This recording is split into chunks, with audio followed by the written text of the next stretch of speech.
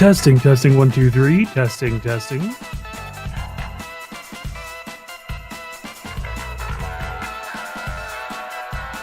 Hello there.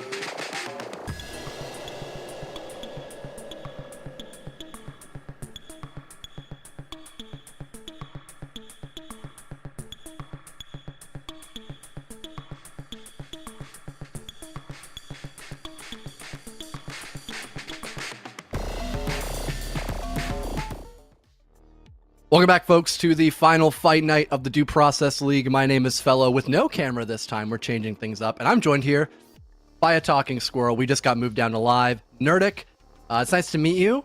How you feeling today?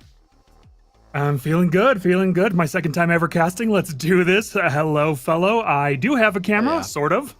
I am the Nerdic translator, or Nerdic for short, and let's do this. I'm excited for this next event. Last time I got to see Q Process versus Goopenstein, and that was definitely fun. But I'm unfamiliar with the two teams that are playing today, I must admit. Yeah, I don't know who's playing today. Thankfully, we have a graphic for our two rosters. It's Gatlings versus Dread. Excuse me, I've got a little bit of experience scrimming against Gatlings. I've played with Jestifer, Wong, Spidey, Safe Eggs, and Euphoria. Dread, not as much, but I do know Rainey. I used to play with him back on Tempo. Halo is one of the newer members on that team as well, I believe. So both of them do look pretty decent. I imagine there'll be a fair matchup in this best of three. Now, I've got a question that is slightly off topic regarding the matchup. Is your character a chipmunk, or is it a squirrel, or is it something in between? I'm a little curious. Squirrel. It is a squirrel as drawn by a Japanese artist. I got this model for like $10 on Booth. I need to redo my whole identity. Well, actually, it's part of a rebrand. Technically, the lore is I got turned into a squirrel for correcting Loki's grammar. Okay. I think my wife's dad has something similar. He's really involved in squirrels, me not so much. I didn't make sure that we're just getting no audio right now, but I'm sure that'll get resolved later. I was just making sure I wasn't going crazy. We've got the first round starting off on a C-store. Gatling's the initial entry onto Halo, as Wong will shut him down. They've got some good map control as of right now. And arcade starting plenty of forth for Dread, leaving it just up to Euphoria. In a 1 versus 3, the smoke blinding his vision onto what I would assume would be near the objective in the midst of Storefront. Catches one off guard, but Cheeky Breeky, just in the nick of time, sweeps in through the shelves to get the final kill on the Gatlings. Yeah, we didn't see a whole lot that round, but we did join in the midst of it. Good thing for Dread, they kept most of their bodies up. They can get a lot of those powerful defender weapons and have a good start to this best of 3. Honestly, yeah, it looks like they have almost as long as they want to loot all the defender weapons, which is a bit crazy for the first round. That was fast. And with, the 3 of them still up, they can loot a lot, I'm sure. And now, the fun part, I get to play amateur strategist from my gamer chair. Oh, we're here on Kill Dome, and things are looking interesting. We've got the bomb over in jungle with, where are the entry points this time? It is a little pixelated. What the hell that was? Something just fell behind my room. But anyways, we've got beach in the bottom right corner, pit in the left, adjacent to it, I think is the correct geometry term for that. And you've got the upper ruin next to this little rock choke point. I do have experience playing on this map. Typically what you can do is you can full free, especially if Dread opted to use a charge last round, which I'm assuming they did because Rainey has a clacker in his hand before they get out of their chairs. They could just go in through beach, maybe get light pressure if they want to have someone lurk through pit, but OBS is good for information, but not to really take any gunfights directly. You need to use that communication skill with your teammates to have somebody else swing off of that. The only choke point you've got to worry about is the one right by the rock in water. If you can get any kind of barbed wire clear to deal with that, it makes the rest of jungle pretty straightforward to clear, so long as you also have a smoke. And I think it's going to be a heavy beach emphasis here by Dread. But what do you think looks good here on this map from your eyes alone here, Nerdic? From my eyes alone, going through the pit would be something of a straight shot if they could go, but then they would have to basically go through beach anyway, go through base and then through pit. But that would provide definitely more cover. I don't know, though. Beach gives you those classic Normandy vibes, which I don't hate personally. But breaching straight into jungle by the water might be the shortest route. We'll see where they go. Right now, it looks like Gatlings is holed up in jungle for the most part, and Dread is by the looks of it, following their route through the beach. We're going to see some D-Day action once again. By far, Kill Dome is one of the easiest maps to get green control most of the time, so long as it is from beach. Very hard for defenders to shut that opening down unless they're playing from the foxholes, which most experienced players know is a very dangerous game of cat and mouse. You'll see Dread waste 0 time climbing over this beach, some information provided via Wong in top of observation, and a nice shot landed by Justifer with the mop. He might have been peeking early from the rock we talked about previously near that choke point, and he just backs away. Already getting a pick as he begins to back away is great, great value for Gatlings. Flash comes out, giving more space safely for Dread, and another shot landed by Justifer, threading the needle between the rock and the obs wall. That's now 2 bodies down. Halo with the shield forced away and diminished to half health via that Molotov, somehow staying alive amidst the water. I think they still have utility to get rid of this barbed wire if they haven't already, but not a lot of bodies left to be gun up right now. And this info from obs being so critical, the timing of these swings is fantastic for Gatlings. And it's only Hey Jojo who's still holding the flank in beach, and he's doomed to fail as well. Gatlings with a flawless round to tie the first half. Absolutely. That was a hell of a comeback right there. The defenders definitely, despite the potential loss of defender weapons from the first round, they definitely held their own big time. By the way, I have the Twitch chat up and you have some fans, fellow. Yippee! I used to cast this game back in 2022, so I know a lot of the longer standing community members from the game. I then went away for a while. The game did kind of die a little bit, and then during its resurgence, I came back and got involved not only in casting, but I also ended up playing for a couple of different teams at one point during DPL Season 1. I played both on Tempo and Arise, and Arise ended up winning the grand finals match against the second best team of Chaos. So I can brag and say, hey, due process champion here with his insightful takes on the game, but that joke can only be beaten with a dead horse, or beaten enough times until it becomes a dead horse, I should say. Well, it looks like... I don't think I've seen this. No, you're good. I don't think I've actually seen this factory in play before yet. Yeah, it looks new to me too. What with the bomb over in Walkway on the upper, let's say, western corner, the northwestern corner of Walkway, it looks like Dread is gearing up for a breach through office. At least that's what they've been talking about. Although they're also definitely considering coming through server room somehow. Well, they're considering all the approaches at the moment. Meanwhile, it looks like Gatlings is looking at defense points. They're looking at maybe a spread out defense, which I have seen work before in my one event of experience. I do think this is looking to be an interesting matchup, because right now they are tied and they all do look like they're considering all the angles. Both teams are like, okay, what are the other guys going to do? Because we had one incredibly interesting surprise round from Dread, and then another complete upset from Gatlings, and it looks like they're both trying to be more strategic about this, a little more careful, less of the rushing in that I've seen in quite a few other matches. I think a good reason for why Dread want to take a much slower approach to this factory is because, A, they went free last round, so they have a lot more tools to play with going into round number 3. They have a lot more resources at their disposal. And because Gatling also won round number 2 flawlessly, so a lot of those power weapons like the Mop, like the Ingmar, like the Big AK, those are still in play on a second long-range map such as this for Factory. There's a lot of key death spots that could be critical for either Dread to push in at the right time off a well-coordinated flash to get an entry, or for Gatling just to sit way far back to not be imposed by the attacker utility. A second barbed wire deployed by Safe Eggs after the initial breach into office, a second one to follow suit now by Dread. These extinguishers biding a little bit of time for Gatlings, but in the meantime, they'll still just hold these initial doorways, wait for that first entry, and it's swiftly taken care of by Wong, who wraps up another on a Jojo, a third to follow suit, as all of Gatlings remain cool, calm, and collected against this double breach. Opal will try to push his way in, severely damaged up, and now left alone in the truck as his teammate of Halo has fallen as well. That's almost a second flawless round. Make it confirmed for Gatlings, as they had 0 issues after losing to that C-store.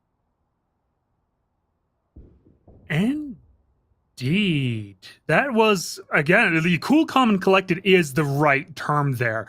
That wasn't an upset so much as Gatling's holding on to the momentum they managed to generate in the last round. And it has been impressive. That one ended very quickly. That apparently their strategic approach definitely worked. That's one of the things that's attracted me to this game as a caster, even though I haven't played much.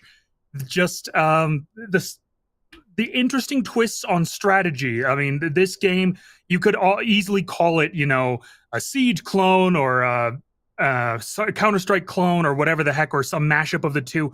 But it definitely has its own identity with the way things are weighted asymmetrically, and with the way that, with all the various mechanics, all the systems that work together, and of course the randomized maps, and it really switches up the kind of strategies you need to use. And despite the asymmetrical nature of the game, I've seen attackers and defenders go, toe to toe, and with very close matches. Once again, we're looking at a number of potential entry points with Dread considering, Gatling's now considering all the angles, and Dread looking to take a defense, definitely taking advantage of that defender armory, picking up everything they can. Oh, this is going to be interesting with Dread on the defense with a wider selection of gear by default. I actually can't wait to see what they come up with. I do love how the map in the middle shows the lines. That is hilarious to me. Say, speaking of extra utility, you've got Justifer on Saber with a torch. I imagine that he's going to be able to cut open one of those shutters, maybe get an angle with the long-range sniper rifle. This map being very vertical can create some good cutoff angles, stop some of those deeper positions in storefront from being held by a defender. Dread, they've got both Nax in play. You've got Killdome and Factory next, so this being the closest range map you'll be playing in your rotation makes sense to do that. And the C-Store can be wall bangable, especially over by Free. Cheeky Breeky, with the initial defensive spot by Arcade, will now back away. Nade tossed out, removing the barbed wire from this choke point. And now as well, from the backside, you've got that torch going off as well, so kind of a sandwich maneuver going into full effect here by Gatlings as they detect the barbed wire and Freezer, choose to ignore it, and then get pushed back outside via the molly, giving some time for the second barb to go off. Some really solid ground still being covered here by Dread, but regardless of that, Wong, he's been extremely consistent in the entry department, getting himself hands dirty, I should say, most of these rounds. They're played going up their way. Twofold safe eggs looking the wrong way as he's shot in the back, leaving only Justifer and Euphoria both tagged, and one of them still outside the building from that cutoff. A minute left in the round, and it leaves only Justifer alive, and he'll just opt to maybe save the Saber and Torch for next round. Again, you've got that really large kill dome that the mop will most likely be brought out from. Wonder what the hell he's doing right now. Maybe looking for a cheeky kill, perhaps? Trying to get some weapons off the board. I'm not really too sure, but the round looks solidified. He's looking for Clacker. I didn't even notice that they actually grabbed the door charge, and they look away at the wrong time, and they team kill? That is ridiculous. Oof. He gets away with the Clacker, I think, on just a sliver of HP, and I don't think anyone's in Teller to open the button either, so Justifer, literally 1 HP, gets out scot-free. Somehow Gatlings can at least recover their utility, but the round is still going the way of their opponents. Yes, indeed. Dread has definitely taken advantage of that defensive armory, although, man, that team kill was... I'm sorry, that team kill was kind of hilarious. And then you saw the one who did it immediately start running, looking for the last enemy to try and make up for it, but they didn't find him. So Gatlings has the Clacker on their side, but it is tied. This is a close match so far with 2-2. I do love the close ones. They're way more fun. Right now, Dread is looking at defending from observation, which you can't hate it. I mean, they've got the high ground, Anakin, and Gatlings isn't drawing a lot of plans just yet. But so far, they're looking at Dread is looking at defending observation and jungle, which makes sense, of course, because the bomb is in the northwestern part of the map there. And it looks like Gatlings is looking at a shot up through jungle through the water, which is definitely one way to go, but potentially puts them into a bit of a kill box. They're also looking at the greater cover offered by Pit, which, by base and Pit, which makes a certain amount of sense. So it depends on whether or not they want to go for the full the frontal assault and just try and take everyone out. But that's with people up in observation there, that's a risky proposition. They might be better served playing around the cover. That's about as much strategy as I can come up with my exactly 0 minutes of actual military experience.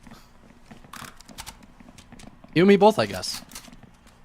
Guessing on, again, like you mentioned, Gatling's drawings, they want to focus more on Pit. I can't really fault them for that. It's pretty hard to defend Pit specifically as a defender, and if you have barb clear, you could get through that small choke point and then try to just rush your way into obs. Excuse me, I keep having the hiccups, but it is still a very dangerous attempt. One good molly could really crush a lot of that flash utility off of the attacker's pockets. Got the potential of someone playing Deep Ruins, holding a crossfire if there's no smoke to cut off kind of that open ramp position. Seems like for now, though, that Dread is somewhat aware that Pit could be a point of contention. I believe they almost blew it back when they were attacking on this map, too. It seems like everything seems to be all right as of now. For Gatlings, a bit of damage dealt from the Ingmar by Joe up above. The shield could maybe be used just to make some space, but they have 0 barb clear, so they'll try to get around this barb as quickly as humanly possible before Dread decide to re-peek. Lights hit off, and now Obs is kind of just a black box, unable to gather any more reconnaissance for Dread's defense. But again, you've got to worry about this crossfire. The shield could hopefully help alleviate some of those problems from long range. The first flash will come out, but Rainy, unopposed by it, still playing aggressively close. The assist from his teammate will shut down the first entrance, and Gatlings backing off despite having observation cleared. They could have tried to cross over and fight for that early map control, but I think the big issue, again, they're just suffocated in this singular choke point. Only now does someone lurk around from water. It's not doing a whole lot for the offense as of right now, but eventually Justifer racks up that double kill. Nice shots landed with the Saber. Almost everybody low on HP in this round, excluding Spidey. 40 seconds still left to play out this round for the attack as they slowly close the gap on this bomb, but they don't check behind the grass. Nice shot landed there and a second kill collected for Dread. They tie up the man count, 2 versus 2. Spidey still just sitting at obs, not really applying any pressure to help Justifer push up, but luckily he only needs 1 shot to make it count for both kills. A 4K for Justifer, and still enough time to defuse. That is definitely an incredible round, and what a shot with that sniper. Yeah, the sniper's a bit of a risk-reward type thing in these games where time to kill is so low with every weapon. But when it counts, man, it counts. And that gives Justifer and Spider-Man's a little time to run around and do some looting, which they need at the moment as the attackers, so they could use some of those defender weapons to give them an edge for the next round. Again, it's still very close. I mean, 2-3 for Dread to Gatlings. It's anybody's game at the moment, and that makes it fun. Oh, man. And now we're on the loading screen for a minute. Okay, so we're here now in Operation Fury Horn in... no, this isn't... The warehouse. This is warehouse, correct? Yeah, it's called factory, but it's a gigantic warehouse. It's okay, the same factory. Yes. Yeah. And we're looking for the bomb in... Oh, man. Zoom in, please. Yeah, get off your phone, buddy. We got a map to view, pal. We're looking for the bomb in walkway again, and Gatlings is looking at coming through, possibly through office or possibly through server farm. And meanwhile, Dread seems to think they'll be attacking through dock, but dock is tricky from what I've seen. So I don't know if I'd personally go that way. And both teams are looking at a possible attack and defense through Toxic, because if you can get from Office to Toxic, it's a straight shot over to the bomb with a little bit of cover provided by the actual wall.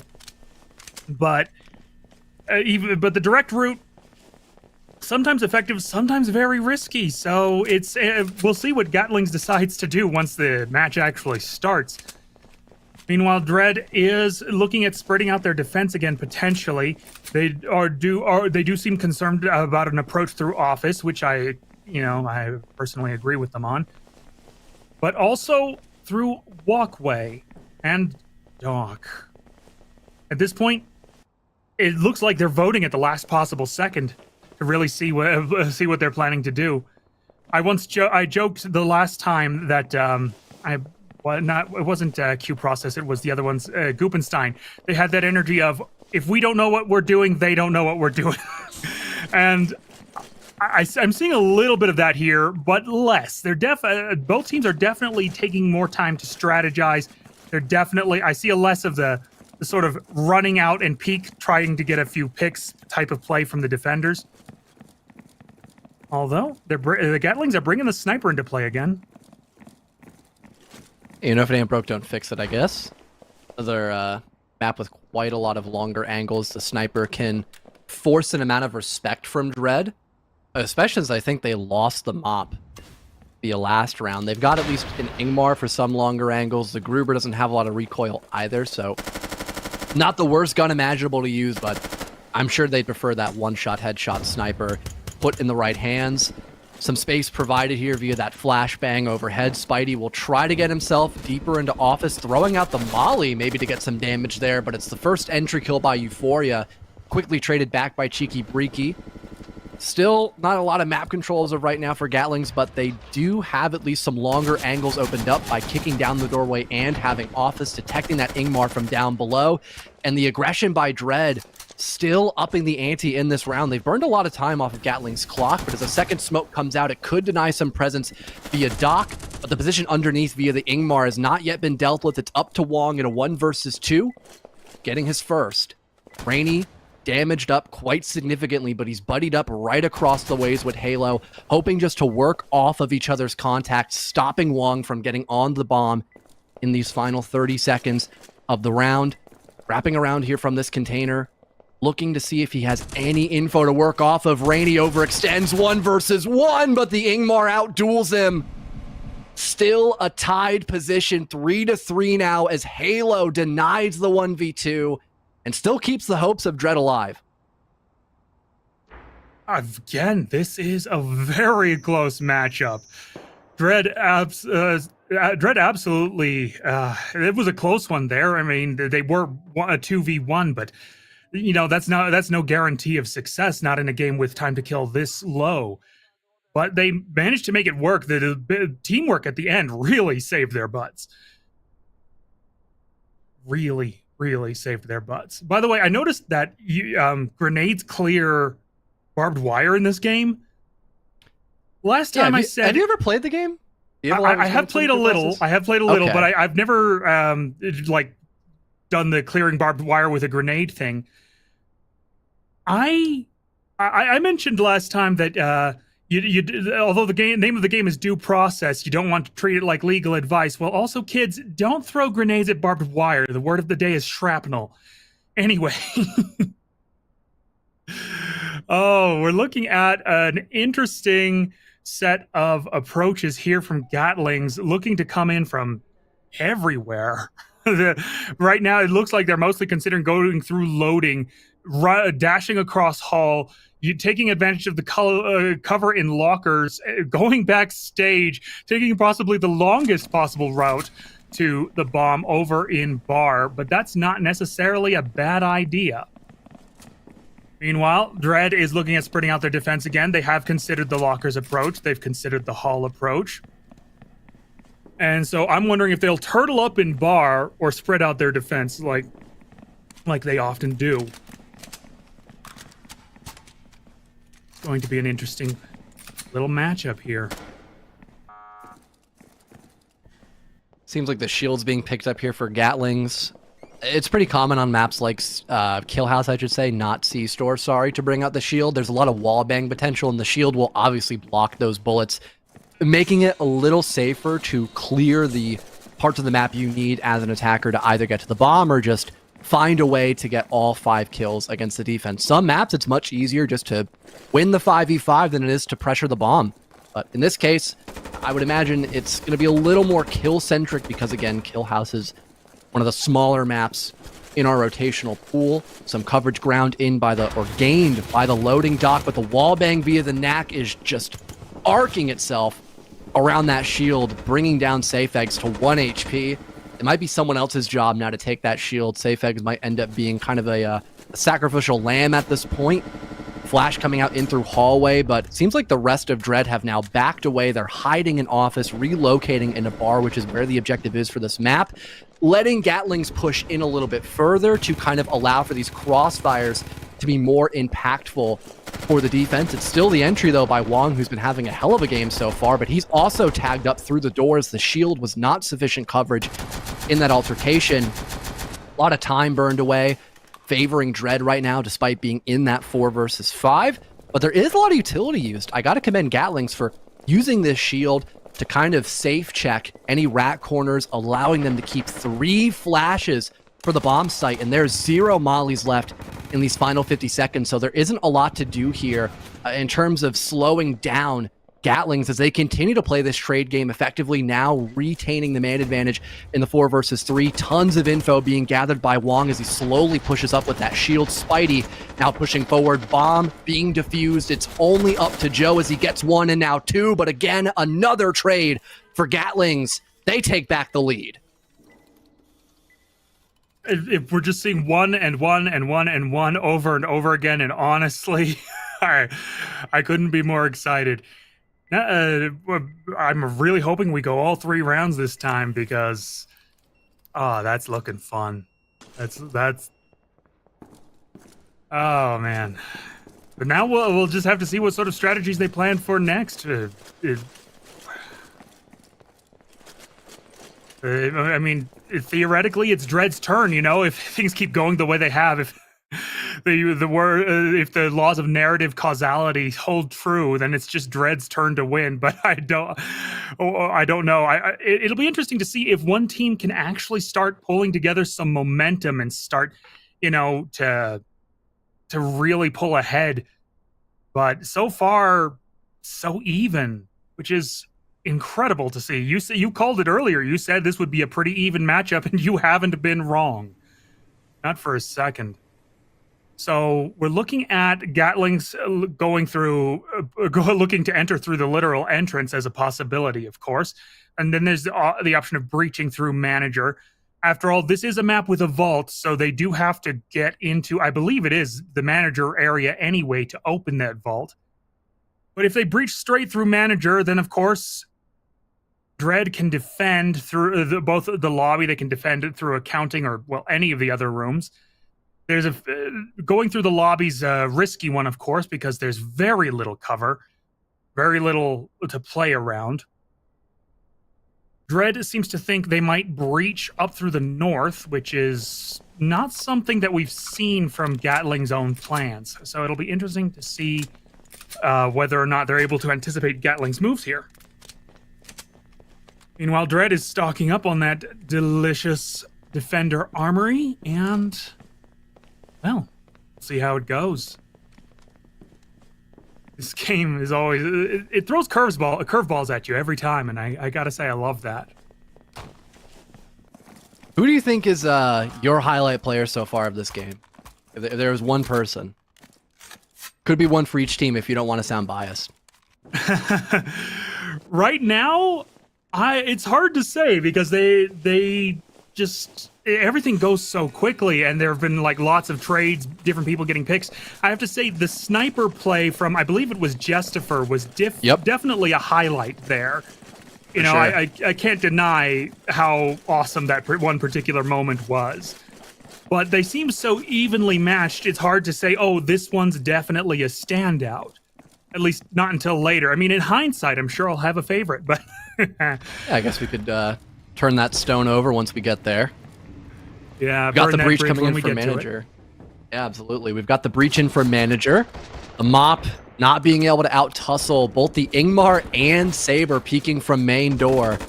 Entry coming in now for Wong as he hops through the window, but doesn't detect the person by button, but Rainey loses the fight. That is a massive entry for Gatlings. Luckily, Joe is able to get the trade, and Euphoria wrapping around the corner, or maybe it was off a grenade, is able to shut him down. Button control established, the vault door opened up, and Halo forced to tuck tail and run as he's not in a great position right now, being flashed out, only having the mop in hand, does some damage shooting an attacker in the leg, but despite that, Gatlings still remain on top of this man count. Yet again, another successful trade game, and they know someone's in the vent. They could try to bait out Op if they play their cards right. He's just hiding right underneath the open vent, gets one, but again, Jestifer now this one on the trade. Cheeky Breaky getting rid of Euphoria, but Jestifer might have enough time. You're closing the vault? What the fuck are you doing? He's defusing the bomb! And he gets away with a free plant. Oh, we had to reopen it. I am so sorry. That is my bad. I thought that... Okay.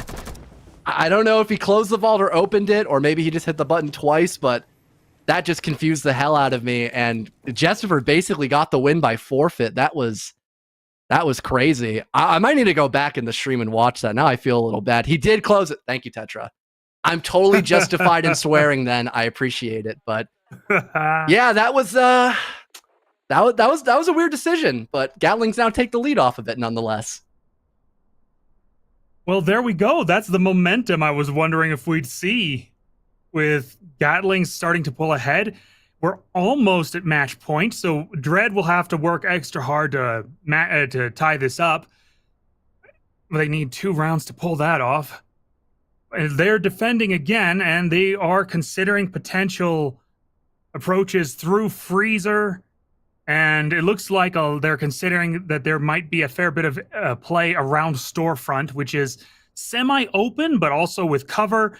And I don't see a lot of planning around Teller at the moment, which makes a certain amount of sense, because even though it's close to the bomb, you don't necessarily want to lock yourself in that particular position. So I can't... I hate to cut you off. I can't believe I almost gaslit myself into thinking he didn't close himself off from the vault. That was just, that was ridiculous. Fun fact too, because I imagine you haven't seen that map before. One of the weird quirks about it is, you know, the vent that you can access so you don't need to open the button, but also I think you can shoot through the security flaps and wallbang the guy defusing the bomb. I don't think there's any safe coverage there. So in reality, that could have been a winnable round possibly. Could have been. Yeah, but it wasn't in that particular case. Gatlings is looking at possibly coming through Storefront into Arcade. That's an interesting way of going around. But then again, it gives them a little bit of cover, whereas going through Storefront is pretty open. Like straight through Storefront is pretty open. It'll be interesting to see how they play it.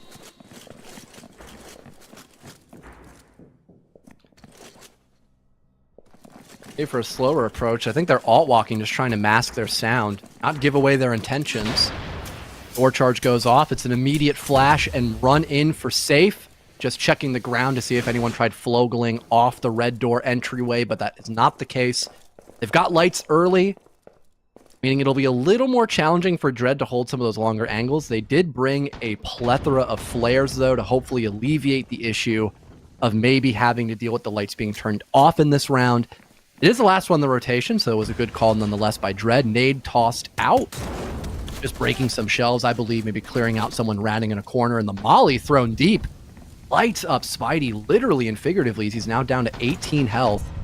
It is still a 5 versus 5 nonetheless until Rainey swoops in to start off the kill fest for Dread as they go up in a 4 versus 2. But there it is, King Jestifer sitting on his saber throne outside the main breach. Now a 2 versus 3 as he'll try to enter in, hoping to get another trade, but someone hiding in the shadows. It's a pool, and now Gatlings totally finished off. Dread at least stopped some of the bleeding. They're only down by 1 more round, but they'll be the ones forced on attack in these final 3 rounds coming up. And yeah, Dread definitely pulled, definitely clutched it there. it was, well, not even clutch. They actually kind of dominated Gatlings in that particular round. They planned their defense well, and even Justifer Sniper couldn't couldn't break their defense in that particular time. Running in practically blind with the sniper was definitely a choice. But, you know, at that point, what do? He was one of two left, so, you know, he had to try something, I'm sure.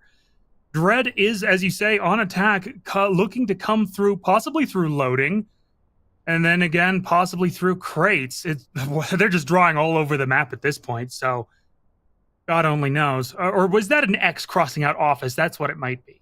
So it looks like they're deciding to come through loading, go through lockers, again, possibly through. It looks like that long route that they tried before. I don't remember if it was them or Gatlings, but it looks like the same route, through loading, through lockers, backstage, and through the bar. Again, taking advantage of as much cover as they can manage to find, because, as you mentioned before, the wall bangs in this map are, well, the opportunities for them are plentiful. And Gatlings is considering a defense mostly of the bar and hall. They're trying to choke Dread off in hall by the looks of it, which makes a certain amount of sense. That is where most of the kills happened last time. So, yeah, it looks like we're going to see a very similar strategy to the last time this map was played. And we'll just have to see how it goes, because again, like I said, the wall bangs they just, oh, someone's setting up a trap with the fire extinguisher. That's always fun. Don't get me wrong, I think lockers control is great on this map. Pushing through backstage, however, is very challenging if not coordinated well enough. You have a lot of good wall bang potential. You can rat behind backstage because of the way the lockers are formulated on that map. I do like the presence in by hall, though, as well. It kind of makes pushing into lockers much easier without the red door being blown open. I think that's what they're going for, but Justifer does trade a little bit of damage between himself and the opponents right now. There is a barb in through hall as well, kind of to stop that door in the middle of sight from being used as a cutoff. Right now, Dread just taking their sweet time once again. They've got the shield. They've got torch. They have barb clear to try and get into lockers, but it will take a very long time for them to start pushing their way in. They're taking a minimal amount of map control, just choosing to ignore office, like you highlighted on the map view. First flash comes out. They now begin to spread wide in through the hallway. Almost like a flying eagle, if anyone knows the reference, or the rising phoenix, that's what I should say. Screaming eagle's the other one. They've got good hall presence now. Maybe they could have someone try to watch the flank, as this could be a really huge opportunity for Euphoria. No one's checked to see if anyone's pitched in through hallway. Why did we go for Euphoria? He's in the perfect spot for a flank. There it is. Getting one onto JoJo, a second one to follow suit for Gatlings, and they've taken this lead by storm, leaving just Halo all walking in through office, and he just doesn't bother turning around. Dread, they start out with a roar, but end in a whimper on that kill house attack as Gatlings almost go flawless defending it. Almost flawless. Yep, that's match point. Gatlings is starting to get that momentum I was talking about earlier, which is always interesting to see, although I do miss the days of the trade-offs already somehow, but only because I don't want this to end too soon, you know? But that was definitely an excellent defense by Gatlings. Dread definitely took a slower approach, which I didn't blame them for, because it felt like both teams were trying to play a little more carefully that particular round. You mentioned that coordinating their approach through that particular route was tough, through backstage was tough, but I've seen good coordination from both teams on today and this particular matchup. You can't fault their general coordination. So far it's come down in a lot of ways to luck and, just frankly guesswork. We're looking at Dread considering an approach through manager's office, again going straight for the button, I'd imagine, because, well,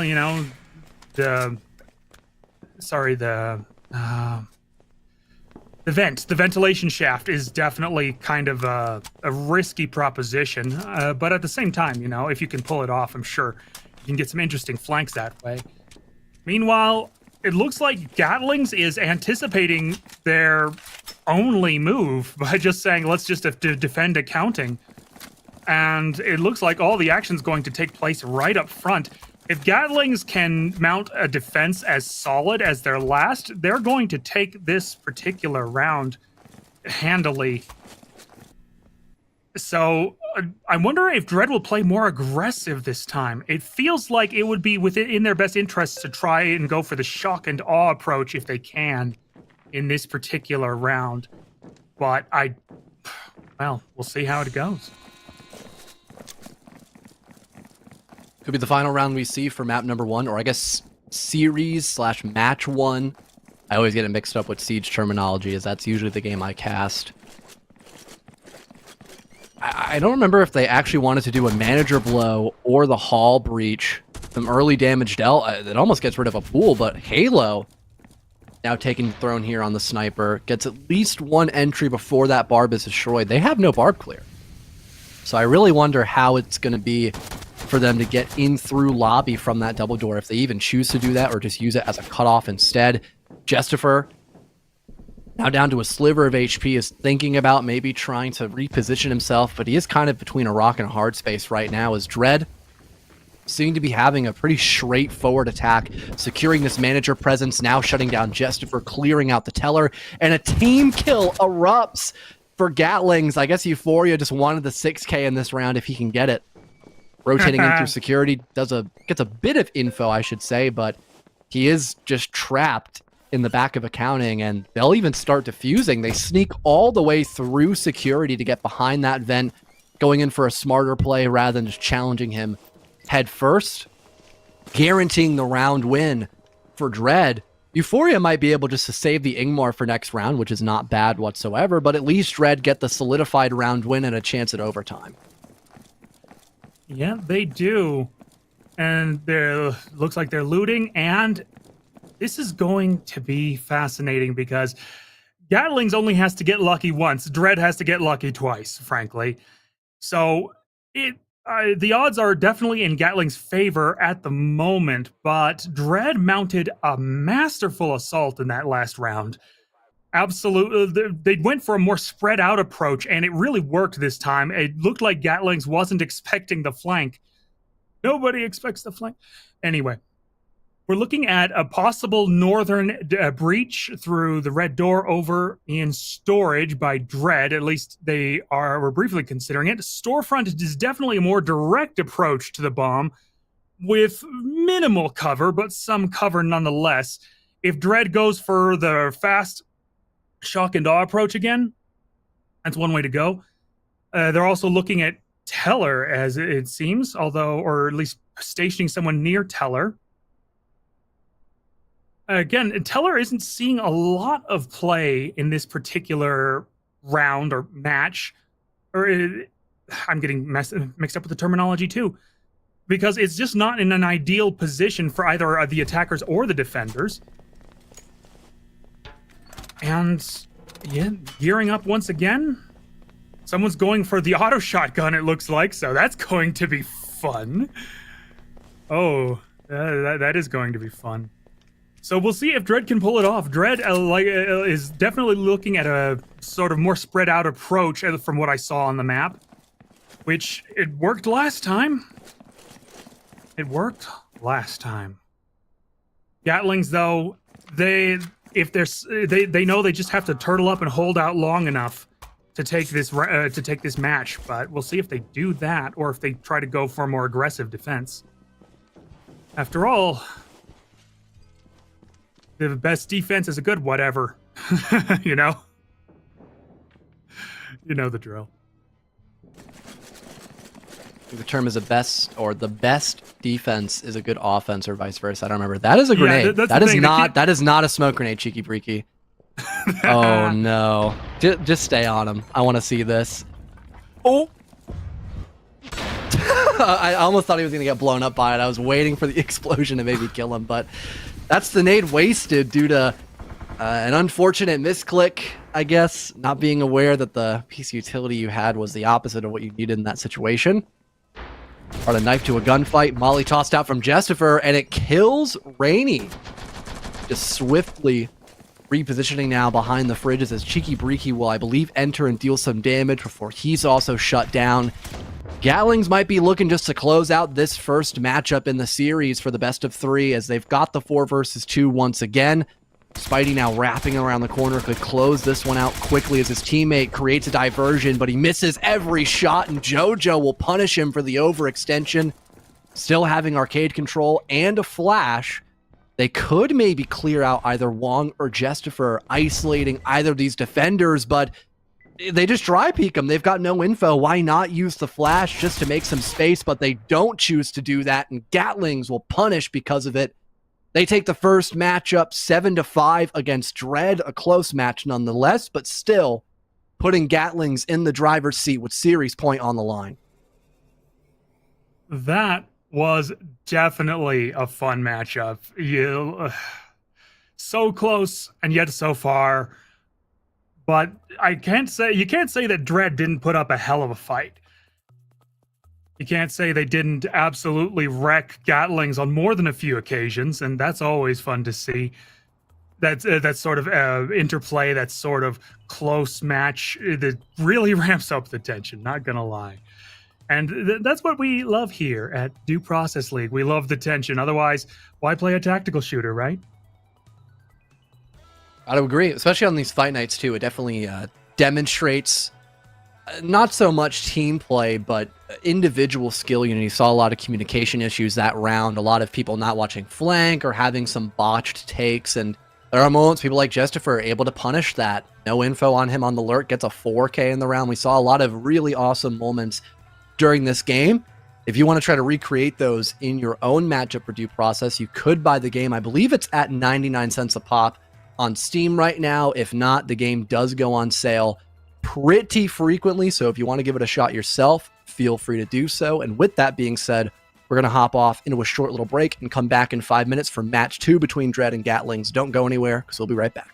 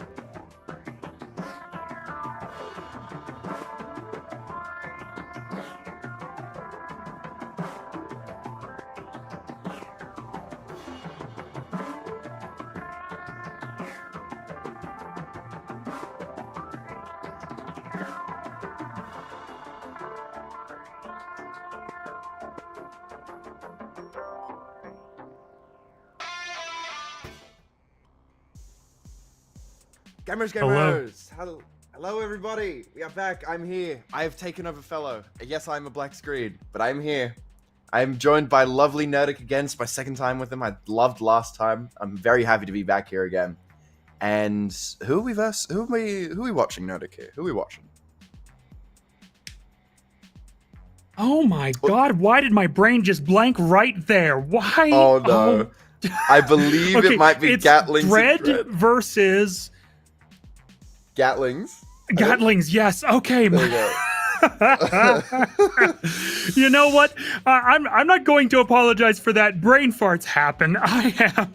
Oh, look, there they are. There's the team. There we and go. Gatlings won There the we go. first Thank game. you, Tetra. Thank you, Tetra. Awesome. You know what? From now on, when I make that kind of mistake, I'm just going to play it for entertainment. I'm going to play it for laughs because that's what you. Because that's my fair personality. enough. You're gonna have to deal with it. Well, I Oh. obviously was not here for the first game. I did see the end score that it was 7-5, very down to the wire. Very Very down interesting, to the to be honest. I mean, Gatlings and Dread were the first teams in DPL Season 1 to sort of come up besides, you know, all the big teams, like all of the pre-existing players like Mos Eisley, everything like that. And it does look like we are heading directly into our first game. This is going to be very fun. What are you thinking about this map? Because, I mean, the castle blow, as Halo's pointing out, is very strong here, very fast. But I feel like it's really easy to defend. Yeah, honestly, going straight through castle is walking straight into a choke point by the looks of it. Although beach, you know, while an easier breach is definitely a longer route around with a bit less in the way of cover. But base could provide some of that cover for both teams, which is a problem. Gatlings is looking at defending over on the eastern side of jungle for some reason. They think Dread might come through there, which is an interesting thought. So far, it doesn't seem to have occurred to Dread, though. They're looking at approaches through either castle or beach, and possibly through the south, through jungle. But I'm definitely thinking that one's a bit less likely. It seems a bit too open, personally. It's just not the way I'd go. Yeah. Jungle is very open here. I think they're trying to call that someone might kick the castle drawbridge down and hold in those in that jungle grass in the corner. Yeah. As we go into the first round, though, we're seeing, you know, interesting picks of weaponry from the team. I mean, Morp coming out is very fair and honest, but a Knack, and, you know, a Groover, 2 Groovers, sorry. I mean, hey, if they don't want to take big guns, I personally don't know what the next 2 rounds are. But they must be pretty good for the big AK. Indeed. Oh, I'm doing it again. I'm gonna stop that. Okay. Indeed. Dread is definitely going the long way around. Gatlings, it looks to be turtling up near pit jungle. They are straight in there. Pupil getting the first blow on the Jester for Spider-Man's getting his trade off. Spider-Man's now seeing the sun. Very good molly, though, coming in from Jester to stop that castle push, though. Allows the trade to happen and for Spider-Man's to get out. Metric now peeking near base, potentially looking for that Saber player that we know exists. The castle push is now in. Hey Jojo, Cheeky Breeky up in the windows. Probably about to kick down this red door. Spider-Man's waiting on the other side of it, though. Caroline Clam is shooting up into the windows. They're just waiting for this kick. Halo gets one on the Metric. Rainy gets... I'm unsure. Cheeky Breeky gets one more, and it's down to Spidey-Man's. And Cheeky Breeky is going to clean up house. I believe that was Caroline Clam, who Cheeky Breeky also killed. Yeah, Dread Dread Dread decided to come out swinging after that last matchup. They definitely put up a great fight last time, but this time they're going aggressive. Both teams played quite conservatively by comparison to the usual in the last match, but Dread definitely went all in this time. Very interesting to see, very fun to see. Although it'll be interesting to see how things go on when they're on defense, because Justifer I'm having trouble You're saying the good. names You right now. got My this. brain just blanked. Justifer's on got Gatlings, this. right? Yes. Okay, yeah, Justifer and one other teammate there definitely have made good use of the sniper when they were on attack. Worked out really well for them sometimes. They punished some slightly bad plays by Dread. But this time, the shoe seems to be on the other foot, and they didn't really go for the sniper play on defense so much, while Dread definitely took it for the offense. We're looking at Gatlings. Gatling seems to think they'll try to come straight for the entrance, and they seem to be right in part. Although it also looks like Dread is looking to take a northern approach to the manager office because, well, of course, they need to open the vault. It's going to be very fun to watch this time because manager is right next to vault and seems to open into vault. So all of the major plays, if they don't happen right where the breach happens, if they don't happen right at entrance by the looks of it, they might happen in manager or in accounting. One of those two. It'll be very, very interesting to see. They're gearing up, and yeah. Oh, this could also end in a fight in hall. They're really considering every possible approach. Going through entrance is tricky, though, because of, again, as I've mentioned before, so little cover there. Yeah, I'm trying to pick Rainey's head apart. I'm trying to figure out, because he's drawn, obviously, the entrance rush. I think he's saying they're going to expect us to do this. We shouldn't do this, which is why he wants to go for the top manager. Or he's going to do that entrance blow, have people run around late with 2 flashes, maybe, throw them in through manager to clear out those final players. But I wonder how that works, because you are then essentially going into the game 3v5, 4v5. If it goes to a 1v2, perhaps, do you still go, like, obviously, if the person outside is last, if there's 30 seconds, they don't really have a lot of time to get in. Be interesting to see. They are going for the entrance blow. We can see Cheeky with Charge and Clacker. Rainy getting a deep smoke into the teller's lobby. Metric ready on this Flogel. I do believe he gets that off pretty well. We'll have to see once the extinguisher goes away. But Cheeky's just going to get right in there and get his first on the Metric. He's going to continue going on. He's going to go into security, which is very smart, but he dies. The Spider-Man's good timing on opening that door. I do believe we see one more attacker run in. Hey Jojo is the one in lobby. We see one drop into Loans, and they die to Caroline Clam. It is Pupil who dies. Rainy swings into entrance, gets Euphoria. Jojo gets another one to Jessica. This is a 3v2 situation. Halo now coming in late through vents. Caroline hears the footsteps. Security in manager. The last 2 defender locations. Jojo now. Trying to think of what to do. We see the button get pressed. Rainy now running through hall. Heading for this Loans manager door. Halo needs to drop here. Caroline has a nice spot here. Normally this map is wall charged through the teller to... Not teller. Lobby to manager. Good concussion flash. Jojo goes down to the big AK. It is now a 1v3 as Spider-Man's also cleaned up Rainy.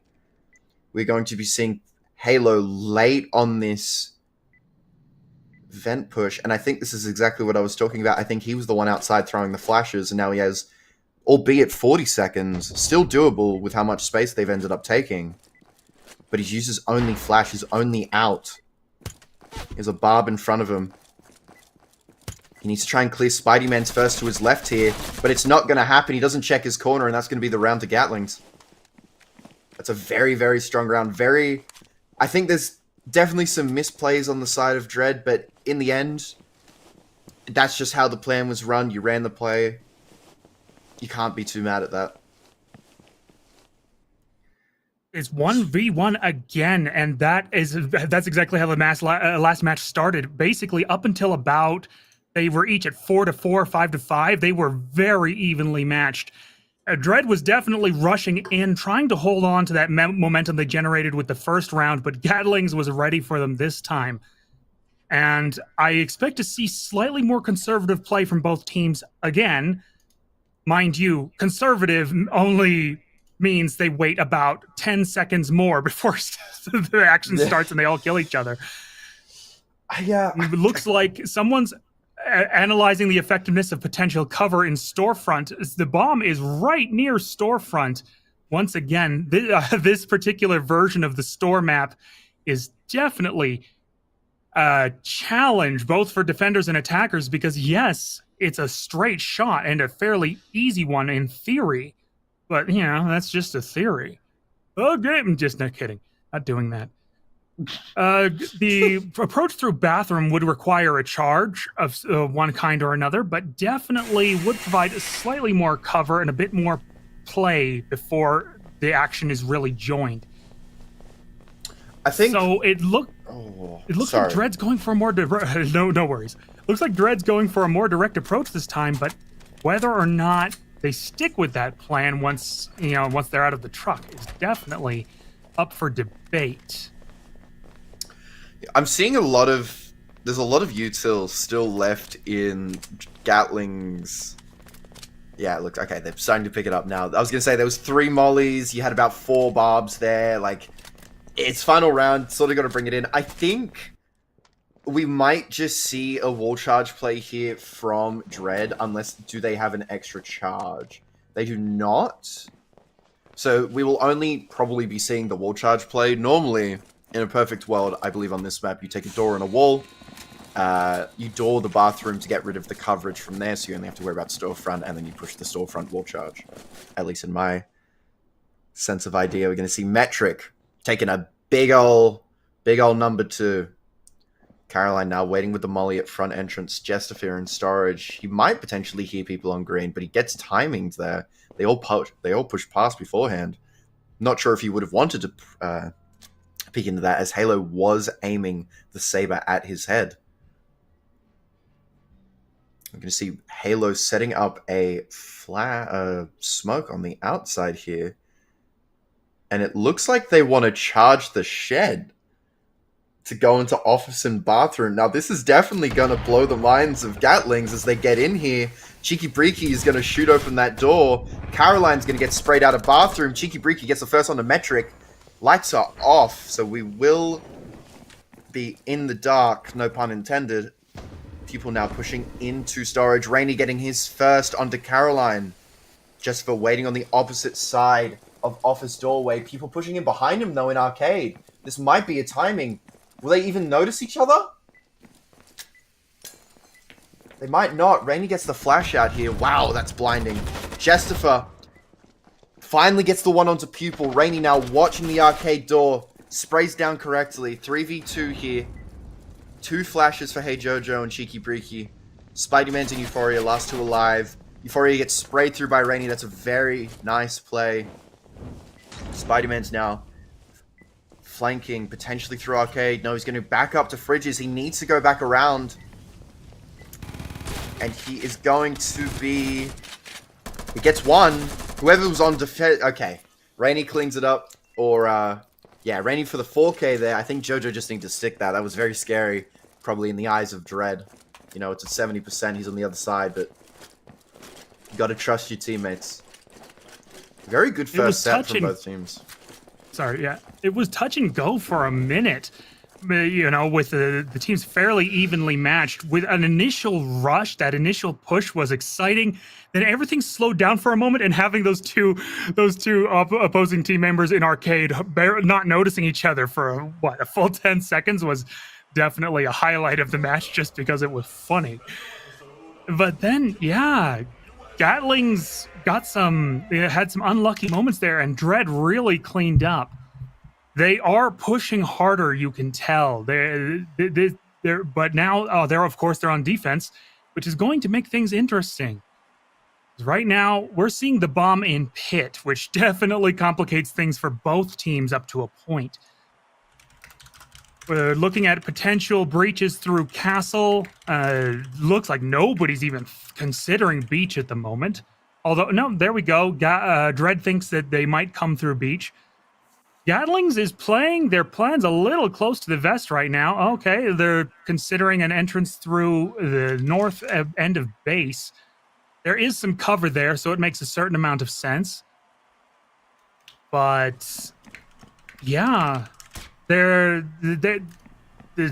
barely even drew on the map, so we don't know which entrance they're going to use. I think Meanwhile, they it had looks I think they had a charge and a clacker set up on the castle, so I think they're going to go for the same blow. Meanwhile, Dread is looking at a somewhat spread out defense, probably trying to take some high ground and keep an eye on everybody coming in. Well, I can't wait. Yeah, this is a, first round, you split, you go, all right, we know how these maps work. Rainy definitely having the advantage probably over most of these players. He's basically played every map. And that man, he retains information. I don't know what animal does very well, because I'm not very good with animals. But he is one of those animals. For you animal Elephant. members. Elephant never forgets. True. That's actually, that's true. No, quick rush out here from the entire team. Looks like it's going to be instantly flagged and in. Spidey Man's no one taking the aggro approach here. That's actually honestly pretty smart. You play together as a team, you wait out the molly, you have one flash to go in. Looks like two of them are going to go beach late here. That's a nice flash for Spidey Man to get in here. Pupil backed out. Cheeky Breaky getting taken down by Euphoria. Jestifer peeking into that jungle now. Euphoria getting a second onto Pupil. Euphoria flashing deep here onto jungle. Caroline getting one onto Halo. It's a very, very strong attack from Gatlings. Jojo now peeking over the top. He gets taken out by Metric with the PK. Wow. Rainy gets one with the Gruber. He gets another, swinging twice. He's flash out. If he falls in the pit here, there's no shame in it, buddy. But no, he will be caught out behind the bomb with the flank. What a round from Gatlings. Very scary. Hey, Gatlings took that last round personally. And it seems to have gone, that personal vendetta approach seems to have worked out for them. They came in, just like Dread in the very first round. Gatlings came out swinging here, and we are seeing, in general, that aggressive play is rewarded up to a point. It hasn't worked out in every round, but this time, and when Dread did it earlier, it definitely did. We're back now in, we're looking at Bank again. And again, Manager right next to Vault, so this could go any which way. Dread is defending. Gatling is looking to come in, possibly through loans? Through Hall and loans? It's definitely a longer approach, but it does provide some cover, and it's one that Dread does seem to think is possible, but doesn't seem to be focusing on too much. Dread is definitely looking at entrance as a highly likely point of entry, which I suppose it makes a certain amount of sense given the name. But accounting and Hall and loans seem to be a focus for Gatlings. They seem to be going for a bit of a choke point approach, which normally favors defenders, but you never know. With the right sniper play, it could work out very well for Gatlings. I mean, what are we going on to now? What was this? It was the Bank, right? Yeah. They used Door on the first round. They won it pretty self-handedly. I think it potentially... I didn't get much time to look at the map view, but it does look like Rainy is calling in case of the wall charge into Manager, which is what I discussed when they first played it, but it looks like Cheeky is just going to be setting up for a Flogel, or he's going to be placing this barb down here. Okay, well, interesting, considering I don't know if they have a knack or anything to wallbang. Oh, never mind, Halo does have a knack, so unless he's not wallbanging there, it's a idealistic setup. But it does look like majority of Gatlings they're attempting to go free. They actually do not have a charge or a clacker. They're wanting to just free this, which is surprising considering they won the last round, retained the clacker. Maybe they want to wall and charge on that, they want a door and wall on that C-store. Pop the first vent. Rainy sprang down with the leg roast. looks like it's a pretty savvy round from the side of Dread, as one drops in first. We've now seen majority of the Gatlings team jump into Hall. Halo sprang through that doorway, which makes me think that they never actually had... Oh, Rainey's going to be caught out here. Maybe he gets one, but he does not. Jessifer takes him down with PK. Jessifer takes a second on Hey Jojo. Euphoria gets one onto Caroline. Oh, Shiki Breaky, apologies. Halo gets Jessifer. Spider-Man takes Pupil, and Metric takes Halo. That is the round. This is blow for blow. But I think some teams just have more fluidity than the other. I think some of them are a little bit more fluid. I think we're seeing planes hit in motion and be more dynamic than static. And that's obviously what you need in a game like this. They save the frag, they save majority flashes. I think they've picked up 2 mollies. Overall, this is a great round for Gatlings. Yeah, Gatling seems to be showing a bit more coordination overall throughout both matches so far. Very impressive, honestly. A very impressive assault here.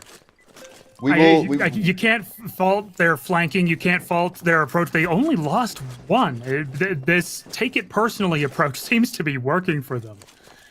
Can't deny it. They what did they say from that? They definitely got the Ingmar. That's good. Mini AK. It's C-Store next, so I mean, medium to long range guns are probably preferred, especially if they're going to be blowing bathroom and the entrance, the storefront. Though I could also see this team going for the door charge on Shed to get into office to wall charge into Teller. I think that would be the more funny play. I think we could definitely see a... Well, we will see in a... Okay. Jestifer has laid down the law. He is going, we are going bathroom and storefront. There are no objections. And honestly, it's probably the smartest play. You get rid of the bathroom hold on the left side. You only need to worry about Teller and fridges. Because if someone's running through bathroom, the 2 players who are taking bathroom should be able to call for you like that. And what doesn't help Dread here is that barb that they just had in bathroom. They placed it really well to cut off the fast rush in bathroom. And now they've placed it outside the door, which is basically useless in a situation like this. Like, you know they have wall. You know that they've saved wall for last. Like, they're obviously going to use it on storefront. If they have the extra charge, you might as well shut it down in bathroom. But Dread does seem to have considered bathroom as an approach, but they're also looking heavily at arcade as a place to defend.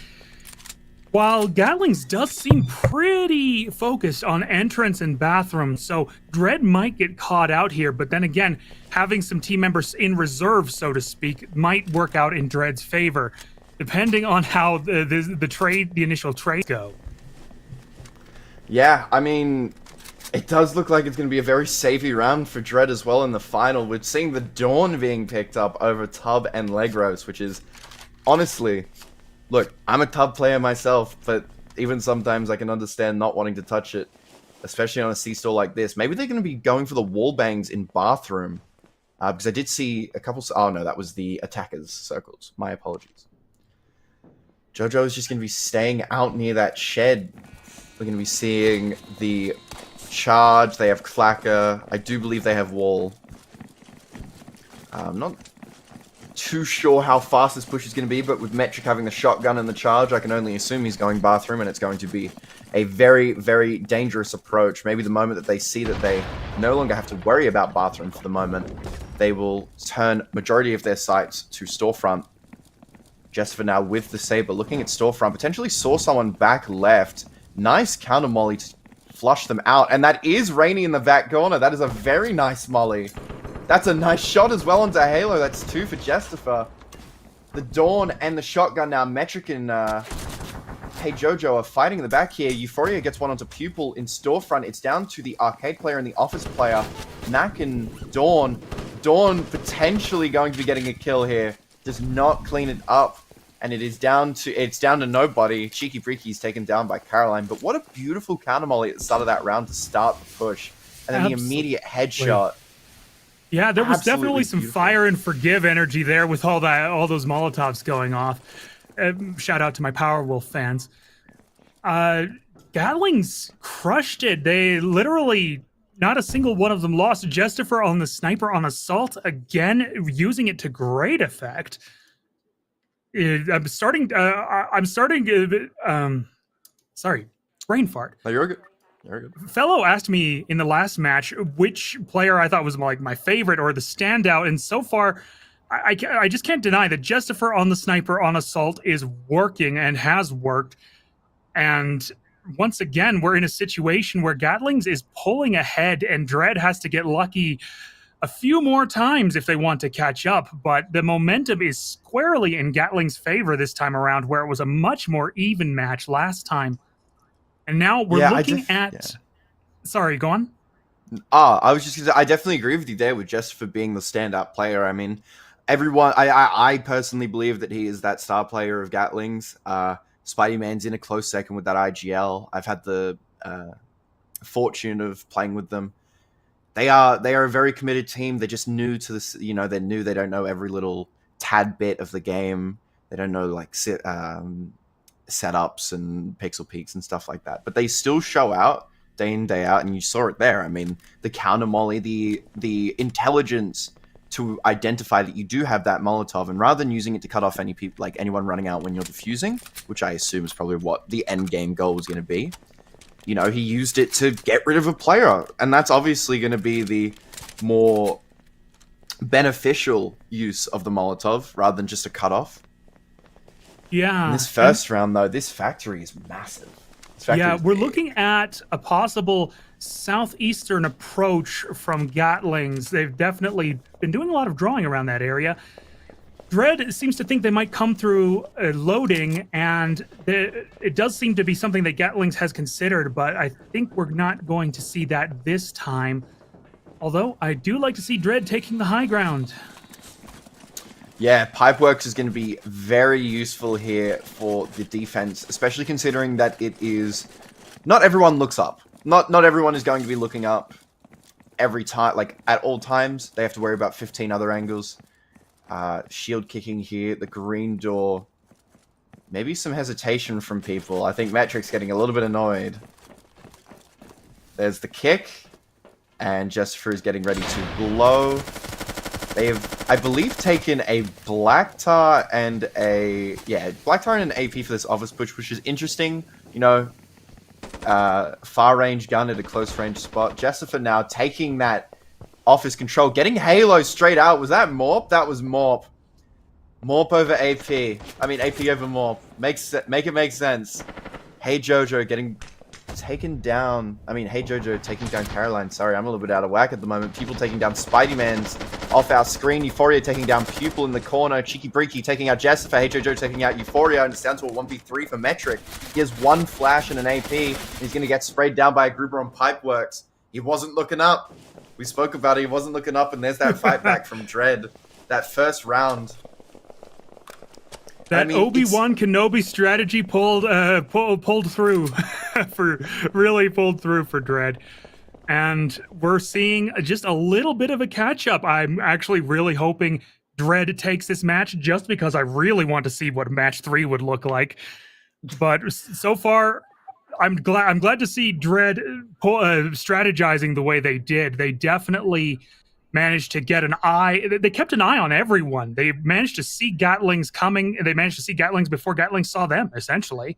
And that really worked. And Gatlings didn't look up. You're right. By and large, they didn't look up, and that really cost them.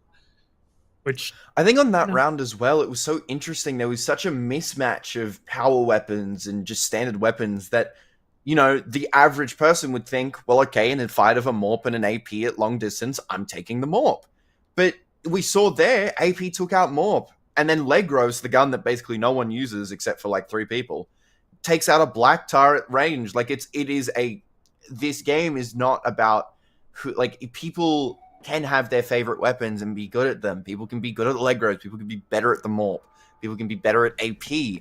And it is such a fun dynamic of, you know, it's not about if you have a grouper or not, because the grouper can do the exact same amount of worth as an AP or as a mini AK. as we head into this next round, I do believe that there was no breezeway, I don't believe. Yeah, no. One of the few old kill houses, because I assume this is old, that did not contain a breezeway. Yeah, Gatlings is looking to come possibly through the south, through checkpoint, or from the north and then go in through the western approach straight into kitchen. And Dread seems to be considering that they'll take that same approach because they seem to have a few people hanging around kitchen. Again, it's a bit of a spread out defense, but that has worked well in the past. It really depends on, but there is a lot of cover. They might want to stick together on this one because this might be one of those shock and awe moments from Gatlings that we've seen a few times. I can't. Yeah, this is just another green. It's interesting to me that they keep doing green pushes in the mid round because it's sort of predictable, but it's working. You can't get too mad at it. I mean, they are torching as well. That's a torch in the kitchen. We see the shotgun jumping straight in. Spider-Man's taking the space. Not exactly rushing as much as I would have hoped with the shotgun, just for getting taken out here by Pupil in the back. Very nice play there. Torching the front barb here. And that's going to be Cheeky Breaky getting one onto Caroline. Spider-Man's running in onto Cheeky Breaky to get that trade-off. They've taken Brickhouse now. They have the bomb site. Spider-Man gets a nice shot onto Rainy here. I'm not sure what gun Rainy had, but we're going to be seeing a 1v1 here between Metric. That is going to be Euphoria getting the one back, and that is going to be a bit of a misplay. They're going for the bomb diffuser with two still up. I'm not sure what the play was there.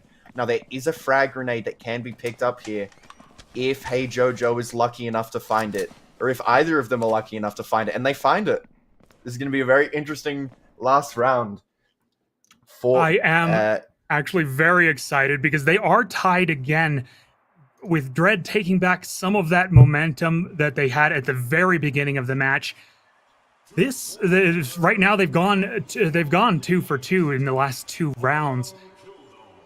And it's anybody's game. Always fun. Always fun. I definitely think the Gatlings are counting themselves lucky that they saved that green round, because if they were forced green here when they know they potentially lost nade, this green in itself is just a travesty. You have the top jungle hold, you have the pit doors, and you have the long angles there. There's just so much that you can do around this ruins and this water that it doesn't really... you can't stop it. Now, I understand the vision with these barbs and observation, especially considering the fact that that's exactly where Gatlings are wanting to go. They want to wall charge out of this observation. I'm just wondering if they can do it in the spur of the moment, because you're going to be having a shotgun running at you, even if you try flogling it. Like, they're going to run at you, and if you have 2 people there, neither with gun up, that's just 2 free picks for a shotgun. Gatling seems to be still taking a very aggressive approach, and observation is sort of just the straight shot while taking away the advantage of the high ground that Dread would have, again, if they came in any other way. I think they've learned to look up. It might just be the crazy former Destiny 2 player in me. I used to grind the casual PvP for fun, and I don't know why. I've completely lost any desire to do that, but I did learn, they're in the air a lot, and while that happens less in this particular game with the lack of double jumps and Warlock floatiness, it's still a good idea to keep an eye on the high ground, and it looks like both teams are doing exactly that this time. I'm interested to see now. I don't know how many of the Molotovs they got, but I saw a full bag of Molotovs at that last round. Fast blow here, in for Metric, as we see the shotgun came out, but the extinguisher didn't exactly hit. And that's a perfect spot for Metric to lie. He does not need to move. Nade comes in, probably could have waited. His teammate probably could have waited for him to get back out of the build. Ooh. That's the counter nade, I believe. And that is Metric gone. That was very smart. I honestly think whoever threw that nade on the attack kind of killed their teammate there. Rainy getting in here with the auto shotgun. I don't believe anyone's seen him. He could be getting 2 here. He gives away his position, but he gets 1 as a assist. Caroline is going to flash in here and probably take him out. There's no way. He doesn't get burned by his own teammate, does he? No. Okay. They definitely know that he's in this corner, though. They have no flashes to clear him, though. That's just going to be one, and he needs to reload here, or he needs his teammate to back him up, and his teammate backs him up. And I do believe that was Pupil. He's going to be down to Jester in a 1v4 situation with the Saber. Probably the best weapon to have on this map. He gets one shot, he gets Halo down, and it's just going to be Cheeky Breeky running around the corner here. Dread have sweeped this set. They are back in the lead with 1 to tie, 2 to win. We might be going to a game 3. We might. It depends on how personally Gatlings decides to take this. But I am hopeful. I am hopeful. While I do see Justifer as a standout player, right now I am rooting for Dread because you know me, I do love an underdog story. I do love a comeback story. And I think I might get one this time. I might actually get one this time. Don't jinx it. Don't jinx it. Don't jinx it. I want to kind of go back on that. Like, Metric gets in there, gets through. I think whoever had the nade outside almost kills him there, not with the actual nade, but with the inclination that they're going to fast push off of that Molotov. You know, the Molotov comes down, he's backed in the corner, they throw the nade early to get rid of the barbs, he takes a little bit of damage, but that tells Halo that once this Molotov goes, they're going to run in. So he's going to preemptively prep that grenade at bottom observation, chuck it in to try and get 3, and the fact that Metric was already in, he kind of sealed his fate. That's just it's a lot of minuscule things that led to a very unfortunate death there, but you can't really look at that and point someone out. You can't really, give anyone fault for that. That's why I'm not, Not really. Dread is definitely considering an office approach, but they're also looking at coming in through server room and taking a more direct route to the bomb, which is certainly an option, but one with a lot less cover going for them. And they'll have to keep an eye on the thing that served them so well last time, the pipeworks and the high ground.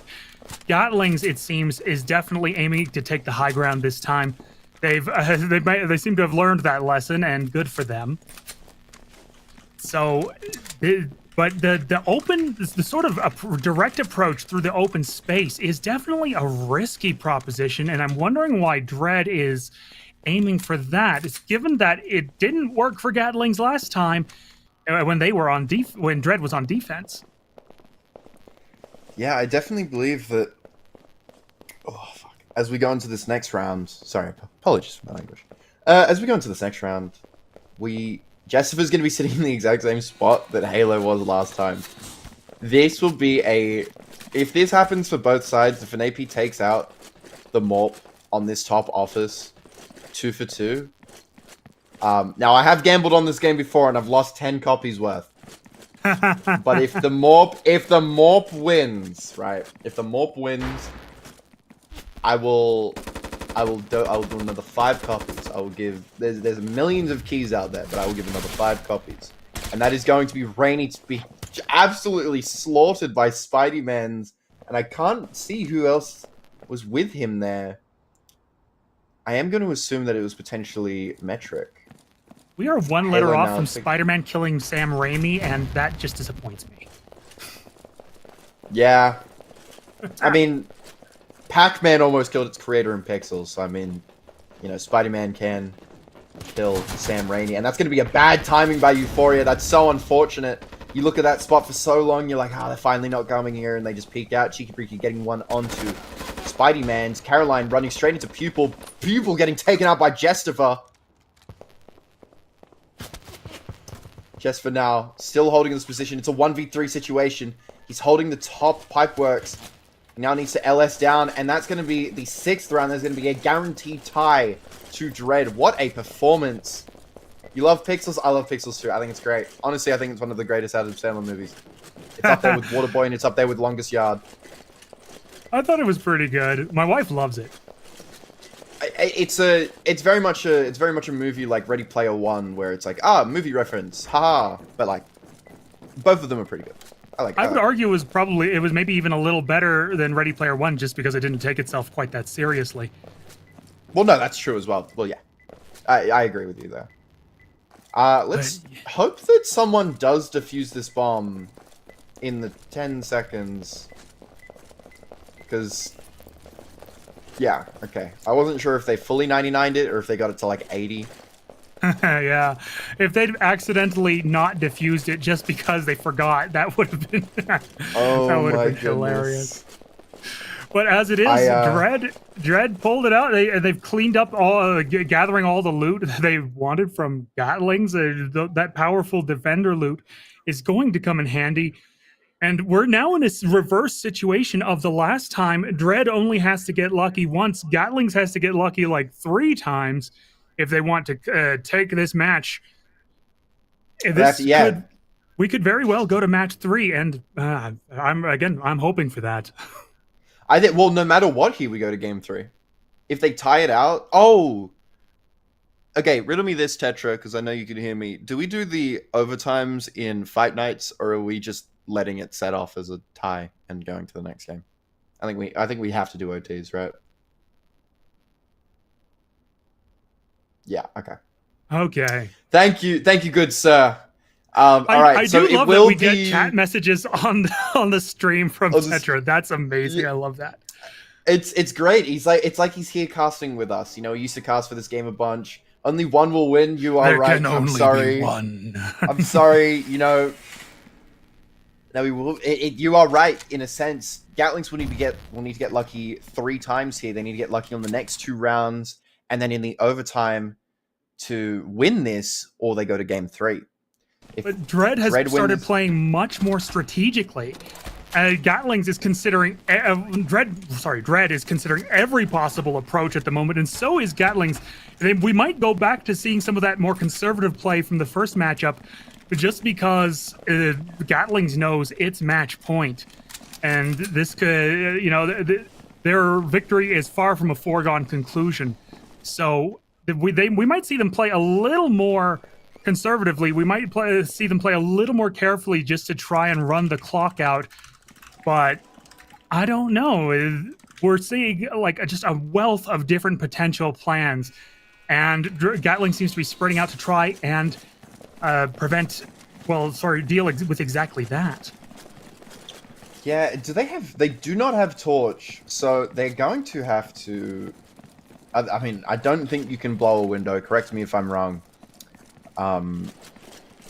It does look like, I believe they're going to be going for a green to wall charge play here. Now, the door is open. That's scary in itself, and Pupil has been very, very safe. Oh, what a wall bang! Get predicted. This is our game to take. Oh, wow. Euphoria might get some in the back here. He might get some damage, but if Dread is smart here, they just run away from him before he can do anything. He's played too safe. Metric now in hall with the tub shotgun. Potentially gets 1 here, gets Rainy. Gets 2. Thankfully, Pupil is there to clean it up. That is a second kill. Euphoria is going to be backing out into kitchen now. Potentially playing back for the bomb sites. Pupil now running in with the wall charge. Gets the wall onto... I do believe he's actually put that onto the wrong wall. He was supposed to put it later into office. We'll see how this works out now. They do have the frag to clear barbs. They're clearly looting an absolute crap ton here. Someone needs to pick up the clacker here. There's only 40 seconds, guys. Good wall charge to take office. Spidey Man's getting some nice wall bangs through. However, Euphoria gets taken down by Jojo. Unsure where that came from. Potentially on the flank. That's a nice frag to get rid of that top barb. And Pupil's just going to be running at it. Auto shotgun on the other side of the doorway. They have flashes. They need to use them. That's a TK. It's a 1v1 situation for Hey Jojo and Spidey Man's. No bullets in the Dawn. It's down to a Gat 9. And the Gat 9's going to win it. Oh my god. We have flashes, guys. I've said this before and I'm going to say it again. Spidey-Man's just picked up the flash. He's shaking his head. He knows what's being talked about. Guys, it's the final room. That was so close. But Hey Jojo was very low on health. Basically, Spidey-Man's only had to hit him the once. And it worked. Spidey-Man's hit him the once. And that's another round for Gatlings. If they can, if they can start to carry that momentum forward, this could be a very close match indeed, as it is pretty close. Dread, though, again, only has to get lucky once. And, well, they're considering a somewhat direct approach by the looks of it. from beach to base, but all the way up to observation and then back around to the bomb. I'm guessing they're looking to take out the defenders rather than go straight for the objective, which in this particular case might be the play. Again, they're looking at approaching the observation from the rear, which from the south, which also might be a good idea because again, this will come down to a battle over the high ground, and that sounds about right. Yeah, they're Because looking. Dread knows the value of the high ground, and Gatlings, well, so do they. They seem to be preparing for that too. I think an interesting thing to note here with Gatlings is that their econ is abysmal. Like, in the nicest way of putting it, they have a mini and they have an Ingmar, and that's it. They do not have. I think they have auto back. They do actually have auto back. Okay. They're playing 3 power weapons up. There are 3 Molotovs in the... Okay. 3 Molotovs in the final round on the final set is insane. That's 30 seconds of denial. If they put all 3 mollies up on observation, they could cut off that entire push until the very late round where they're going to be getting antsy and just rushing in to help their teammates. And if Caroline's there with the auto shotgun to play it out, the round could just be over there.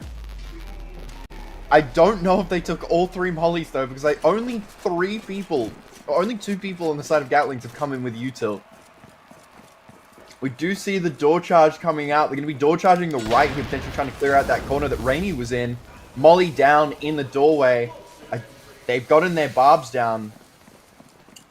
Molly's still up. Metric sitting far back. He can actually... Oh, Caroline getting tagged up there, but I believe... Was that... Who got 1 there? I'm unsure, but Cheeky Breaky gets taken down as well. We're pushing in without flashes, guys. Nading the deep corner. It might be Euphoria.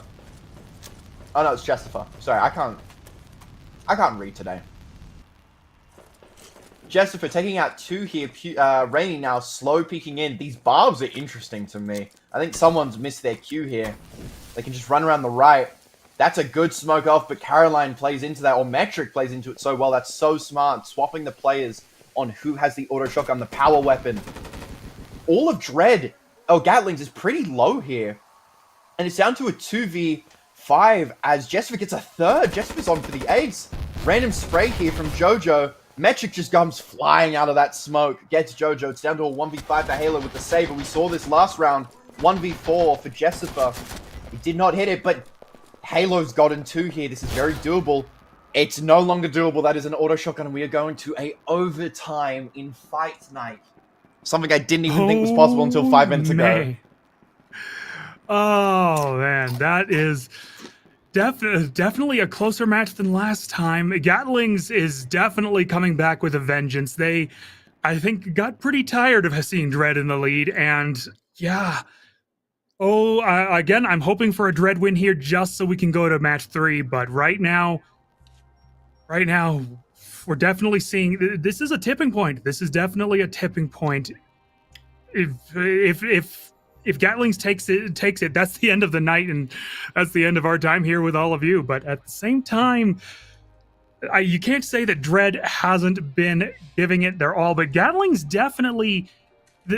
They did what I said they were probably going to try to do. They ran out the clock. They did their best to run out the clock and just hold that particular bit of high ground, and it really worked for them.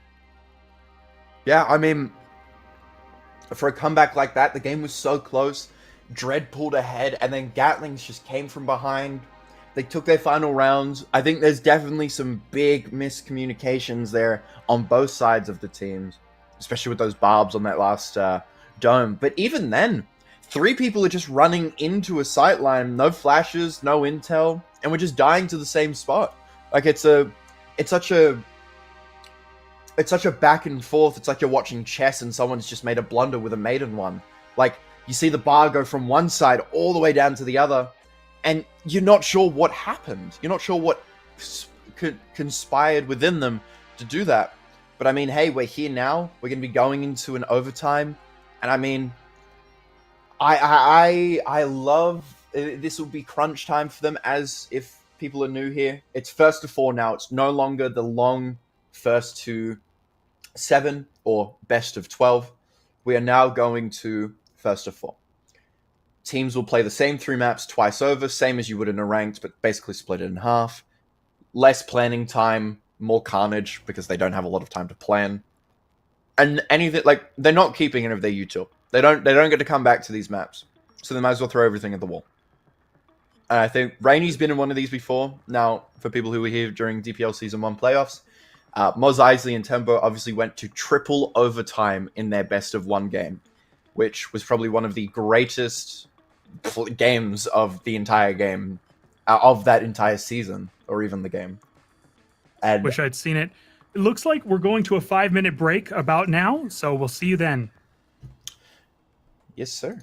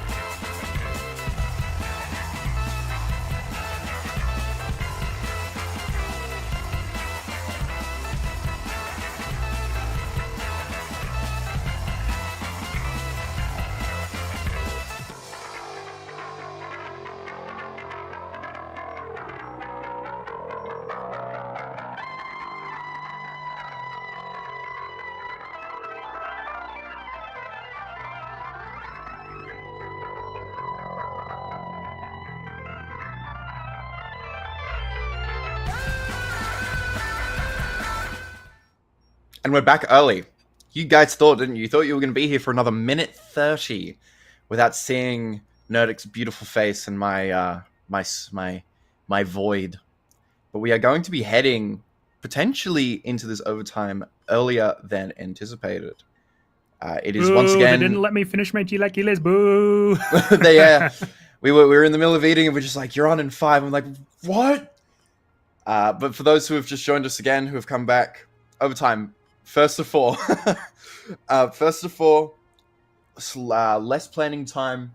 We're going to be seeing the same 3 maps back to back, and that's it. If they tie there, we go to another one. If they tie there, we go to another one. This will not end until one team wins 4 rounds. We could be here for the next 3 hours, or we could be here for the next 5 minutes. It is really up to... I'm even hearing in my ear that this guy is ready to be here for the next 3 hours, and I'm very glad. You know, that is big up Tetra, guys. Everyone, in honor of Tetra wanting to be here for the next 3 hours, everyone go buy Due Process. I think it's on sale. Are we back on sale? I will check this right now. I mean, we if are, we're 'cause it's still here in $1.45. 2 hours, I may need to step away to deal with a grocery delivery, but otherwise... Yeah, it's, oh yeah, here it is. 90% off. Guys, we're 90% off. That's a lot.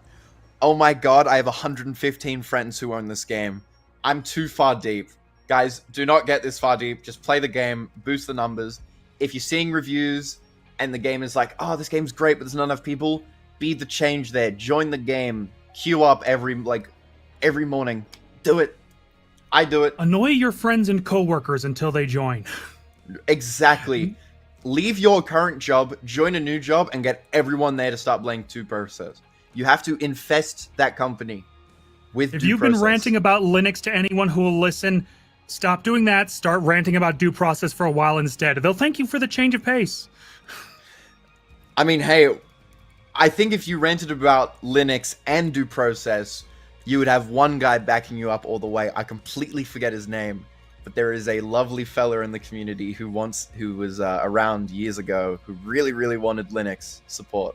I mean, it works on Linux now, I can tell you, through Proton. That's where does it? how I've played it. Oh my god. I don't know where he is then, but he needs to come back. Linux, yes? Yes! It works Yes, just that's fine it! on Trashy OS. That's exactly what he said. That's exactly what he kept saying every single time. Oh my goodness. Oh, is that as we go into what this he used to say? That's what the guy used to say. Oh my goodness. I wasn't around for it personally, because this is like 2021. But I've heard a lot. I've sat through and read years and years of old lore. I do believe we are just waiting on one of the... Oh yeah, we do have Linux support. Everyone buy the game. Just buy it. It literally put a raffle just together. works. Like, I didn't have to do any command tweaks or anything. Just hit play and it goes. It works just fine. Yes. Although you might want a more modern distro in general. Yes. If we give I don't know how we get codes for the game. There used to be like that friend pass thing where you do buy one, you get like 3 codes that you can send to your friends. Get one of those if it ever comes out. Put them all into a raffle hat, and then have every prize in that raffle just be a Due Process code. Come on, guys. They're 90 cents. That's literally like nothing. Like, tell your grandma she's got a new hobby, you know? yeah. Due Process runs on older hardware, I'm sure. You are joking there. Paper X Due Process crossover. All right. Get this guy out of here. It's obviously the Fnatic. It's obviously the Fnatic crossover. We do need a Valorant Due Process crossover. We need guns that we can like spin. We need gun. Okay, we need gun skins. Let's get gun skins into the game. Oh, we need those little Battlefield reload animations that happen like once in every million times. Oh, we need to just bring back the old reloads. I'll be honest. I don't know if you're hearing that as well, but someone's just been shot. Yeah. I don't know if that came up on the stream, but we don't know what's I'm not seeing happening it on there. the screen. Or maybe they're just messing around. Maybe I think they were something. just in training. I think they were just in training. Coconut was in training. Coconut was in training. Yeah.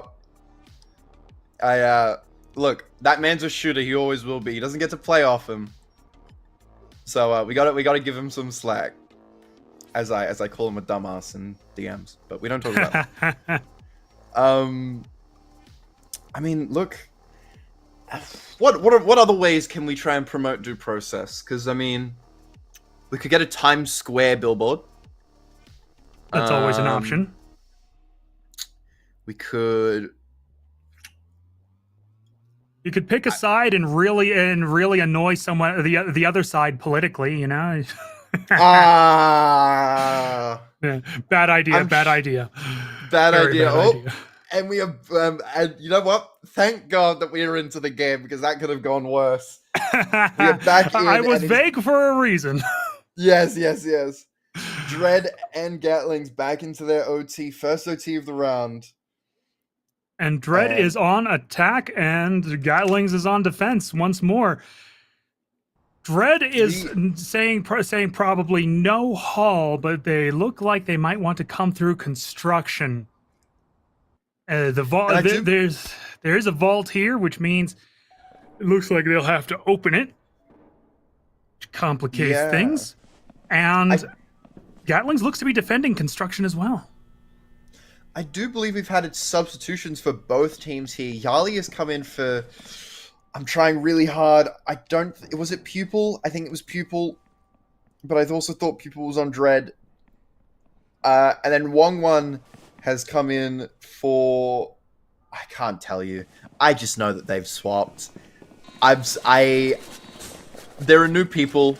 Yali is a player for Banui, and Wong One is a player for. I thought Gatlings, but I do believe they are on. RFK Jr., which is realistic faction of koala jousting regulators, for anyone who doesn't know. Yes. Halo taking this early peek with the Legros here. I'm not sure he's aiming at the wall. Yali gets taken down by Euphoria on the outside. Maybe a bit of an overstep from Yali there. First round jitters. Especially when you're in OT of such an important game. Hey Jojo, barely getting away from that. Sprang through the wall. Rainy now playing in and around this crate. And he just gets taken out by Wong One. Halo gets the trade onto Jestifer on the other side of the map. Metric now waiting on this doorway. There's a molly down. Halo picking up the mini AK. Metric going back into lobby. They still need to take this button here. They've smoked it off. Halo is now holding near the vault, which is honestly, this is pretty smart. You stay near this vault door. All of defense are huddled around this construction. You know they've taken green. They've just shut themselves off on the bottom side. So Halo needs to honestly be looking down the other way of the hall here, rather than looking at the doorway. Euphoria gets one onto Jojo. Halo gets Metric down the hall. Euphoria gets one onto Cheeky, but Halo gets the trade-off onto Spidey. This is going to be a 4K, even an ace, if he's managing to pull this off. He has the health for it. He only has 6 bullets, but he needs to get in there now. He needs to just keep running. 50, 60, and he doesn't get the kill there. Honestly, that's winnable if he kills Wong One. Euphoria is 1 HP, but first round of overtime goes to Dread in, honestly, a really, really close round. Very close and very tense. Very tense. But that was like Euphoria 1 HP, clutched it just in time, doing a little looting while they can. And moving in and now to the setup phase again, we're definitely going to see them running straight into the action more, it seems. Although that might have been a little premature on Gatlings for Gatlings on that last round. But at the same time, they played a little conservatively. They were holding back, but then everything went to hell in a handbasket real fast. So close, though. What is this map? Okay, Teller is just... Teller has the hole, like the Teller hole is right onto the bomb, so you can hold 90% of the bomb from the probably most... Oh, okay, the Dread are going to wall charge into Teller. To door charging. Wasn't Jestifer on Gatlings before?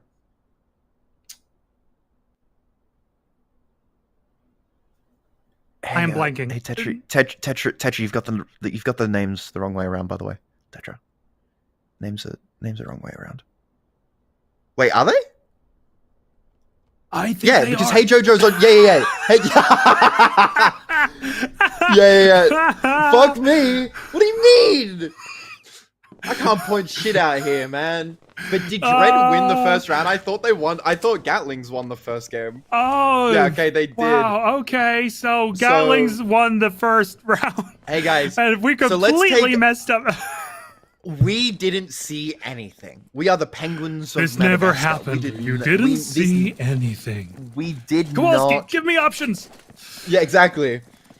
And Oh, now, okay. I mean, this door wall is going to be it's going to be interesting. To tear out one of this match. I know you're not JoJo's gonna supposed to get call out blown these up mistakes here. as a caster, but I was losing my mind. I'm sorry. Is Jojo gonna die here? No, dude, no. I do believe that is. Oh my god, who just ran outside? Was that Yali? Yali, you're in the overtime for a team that's not even yours. You gotta play smart. Rainy getting one onto Wong. Cheeky Breaky, I believe, getting one onto Metric. It's now down to a 2v3. Rainy pre-firing an empty wall, and that is just unfortunate through the smoke. Halo now in a 1v3. I honestly, they have telecontrol. They just need to start defusing from that side and they win. Like, they should not be pressuring for the kill here. They just need someone to hop on. Yeah, okay. They just needed someone to hop on the bomb. Because he now has to rush out here. He's rushing into 2 guns. It's a game, like, it's game over. Gatlings take the second round. This is very much looking like we are not going to be seeing a game 3, let alone an OT2, if this momentum keeps up. I definitely think that the run out from Yali broke this round for Dread. I think if they just played their life. Jojo, unfortunately, getting wall charged there. Nothing you can really do about that. The fact that it is 2.5 tiles rather than the standard 2 tiles for a door charge does get some people sometimes. And we're going to be seeing Justifer hitting those DDR moves. Oh my goodness, I've never seen someone more focused on anything in my life. It looks like he actually forced the person who was using it last off with the GAT-9 so we could play their game. Which does seem why it is just, you know, there's the double pad, but there's only one person. Well, we've seen cockiness get people catch people out before, so you never know.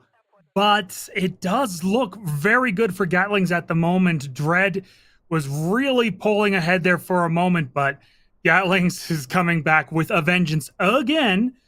And oh, this is going to be interesting because Manager leads right into Vault once again. Although Dread seems to think they'll come for a southern approach through lobby, and Gatlings is looking at a possible northern approach through accounting. That's definitely, those are definitely both interesting choices. And of course, there's the obvious straight shot through Manager with the breach on the eastern side, but that is risky. There's not a lot of cover in there. And it seems like neither team is really considering that as a possibility, which is an interesting moment of, I guess you'd call it synchronicity there. I think it is due to just Manager as a front blow, like as your first blow as your main entrance, it's not good.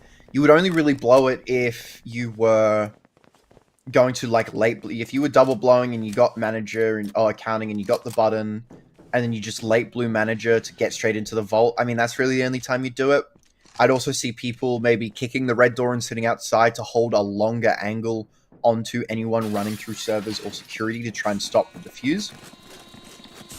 But even then, you're too far secluded that if they get past your shots, your teammate's kind of dead. We will be seeing... Has someone forgotten something? No, they did not forget the charge. Good. Euphoria was probably supposed to be picking up the charge there and got lucked out by the fact that their teammate did it for them. Wong1. That's a very early molly on the entrance. You don't really have any flashes prepped.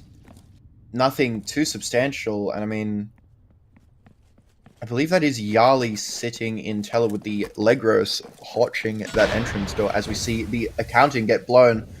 Very fast flash. No one exactly moving in. As I eat my words, I do believe that is Justifer who's getting in. Justifer gets one on a Yali, as Halo got one on the Spider-Mans before that. Rainy gets one on a Metric. Euphoria now pushing into accounting alone. Rainy picking up behind with the auto, gets his second onto Euphoria. It's down to a 2v4 between Jesper Wong and the rest of Dread. Jojo now probably going to swap out for a better gun here. There's no way you are picking up an AP-25 over a frag grenade. Jesper now swinging into service here with night vision on and is going to be taking that death. And Wong is going to be taken down by, I believe that was Cheeky Bree here. For a, Dread aren't out of this. Jojo, use that nade well, buddy. He didn't kill himself with it. That's not how you use it. Oh, nice. Look at his health. Nice. No, no longer look at his health. He's dead. But yeah, that's definitely an impressive bit of a comeback round from Dread. I almost didn't expect it, but they definitely pulled through. I think what I said earlier about Gatlings potentially getting cocky came true, and they paid for it with a near perfect defense from Dread. But now Dread is on the offense, and we'll have to see how things go when the proverbial shoe is on the other foot. Are we sure Dread is on other appendage of your choice, I suppose? Are we sure Dread is on the offense? I mean, I don't know if I can trust the names at the top anymore, but I'll trust your judgment. No, it's definitely Dread. Dread is looking at possibly, they considered coming through Shed, seem to have discarded that idea. Now they're considering shot through Patio and Office, which provides some cover and some play around corners. Reception is a bit of an openish area, so that's an interesting option. I definitely I'll be interested to see if they take a slow approach like Gatlings has a couple of times, or if they decide to go for the shock and awe, because right now, either could work.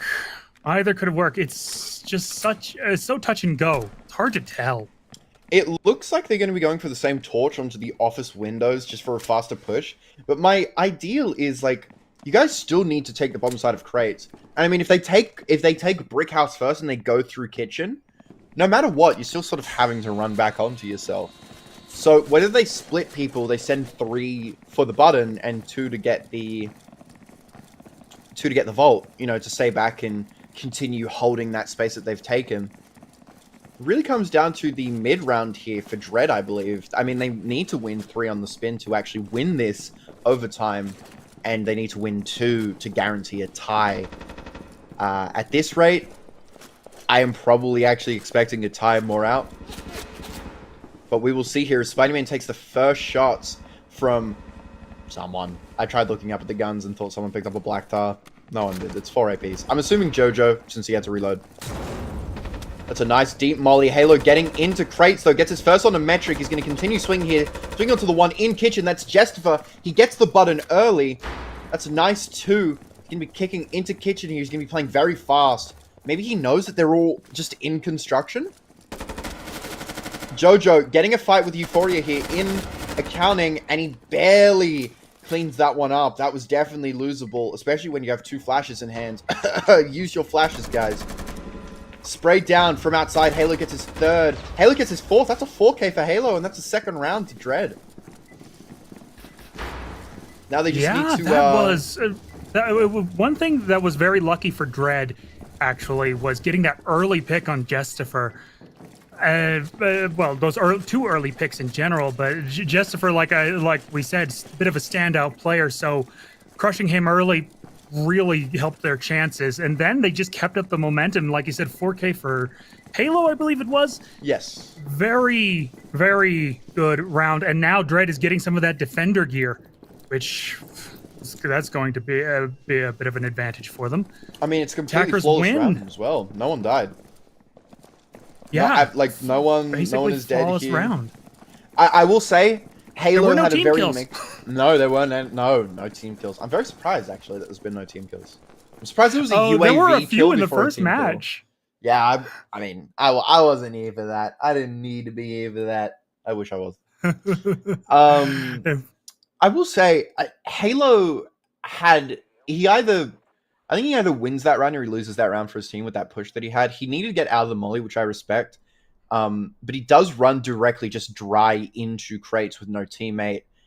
He's very lucky to catch Jessifer as he's opening and closing the door. I think if Jessifer just stuck the fight there, he potentially gets enough damage to kill Halo and maybe tip the scales a little bit for Gatlings. But at the end of the day, it's just a really solid attack from Halo. I mean, and Dread Absolutely, as well. and they're looking to replicate that success. Right now, they're considering an approach through storage and through arcade, and meanwhile, Gatling seems to think defending arcade might be a good idea. Although the freezer approach is certainly an option as well. No one's thinking about going through the front entrance so far. The bomb is in a somewhat open space again, so it'll come down to taking out the team rather than going straight for the bomb, it looks like. Yeah. So Dread needs to clutch this if they can. It'll be a close one. I mean, it already is a close one. I do believe that they are saving the wall for the final round, which, if I can't even remember what it was. Oh, it was the bank. It was the long bank. Yeah, I mean, look, this round, honestly. Oh my god, they have full charges. They didn't even charge last time. I think they're bringing in charges now, so I think they're gonna blow. Potentially. Oh, looks like the entrance is a possibility. No, I think they're torching just to get those sight lines. Now, whether or not they open this, because Yali having the save. Well, honestly, they probably should have. They get two there. I don't know. That's a freezer. I don't know why I've just shot that product. Whoever that product is, we'll send some like a refund for the product. I'm very sorry for you to see that. What the word was. There's a word stuck in my head, but Halo getting the blow here. It was long-range product recall. Yeah. Okay, shut up, Tetra. Where did they... What was the second blow that they did there? Did they blow Storefront? Justifer getting one onto Yali. Rainy taking one back onto, I believe, Spidey Man's. Justifer long-ranging with this knack. I didn't even notice that was a knack kill. Does this guy think he is med? That's a nice pre-fire from Euphoria onto Jojo. Shiki getting one onto the auto shotgun in Metric. The door swinging open into Teller. Shiki almost getting Wong. Every player is below half health. Halo, everyone's dead to each other's guns, if I'm being honest with you. Okay, maybe Jester has a little bit of an advantage. He takes 2 shots from a gun before dying. Halo. Jester taking out Cheeky Breaky at the back. Halo now in Freezer 1v2 situation. He was here on defense as well. He really loves being cool. But I don't believe he has any time for this. He has 4 seconds to make it to the bomb, and he has to try and take out Justifer, and it doesn't happen, and that's going to be a guaranteed tie for Gatlings. If this next round goes away of Gatlings, we're out. We're done. If this goes to Dread, we are straight back in for OT2. Now, I joked about us being here for a couple of hours. But it's happened before, I'm guessing. It's happened. Oh, first of 4. Wait, so is it just first of 4 in general? So if they... So, hang on.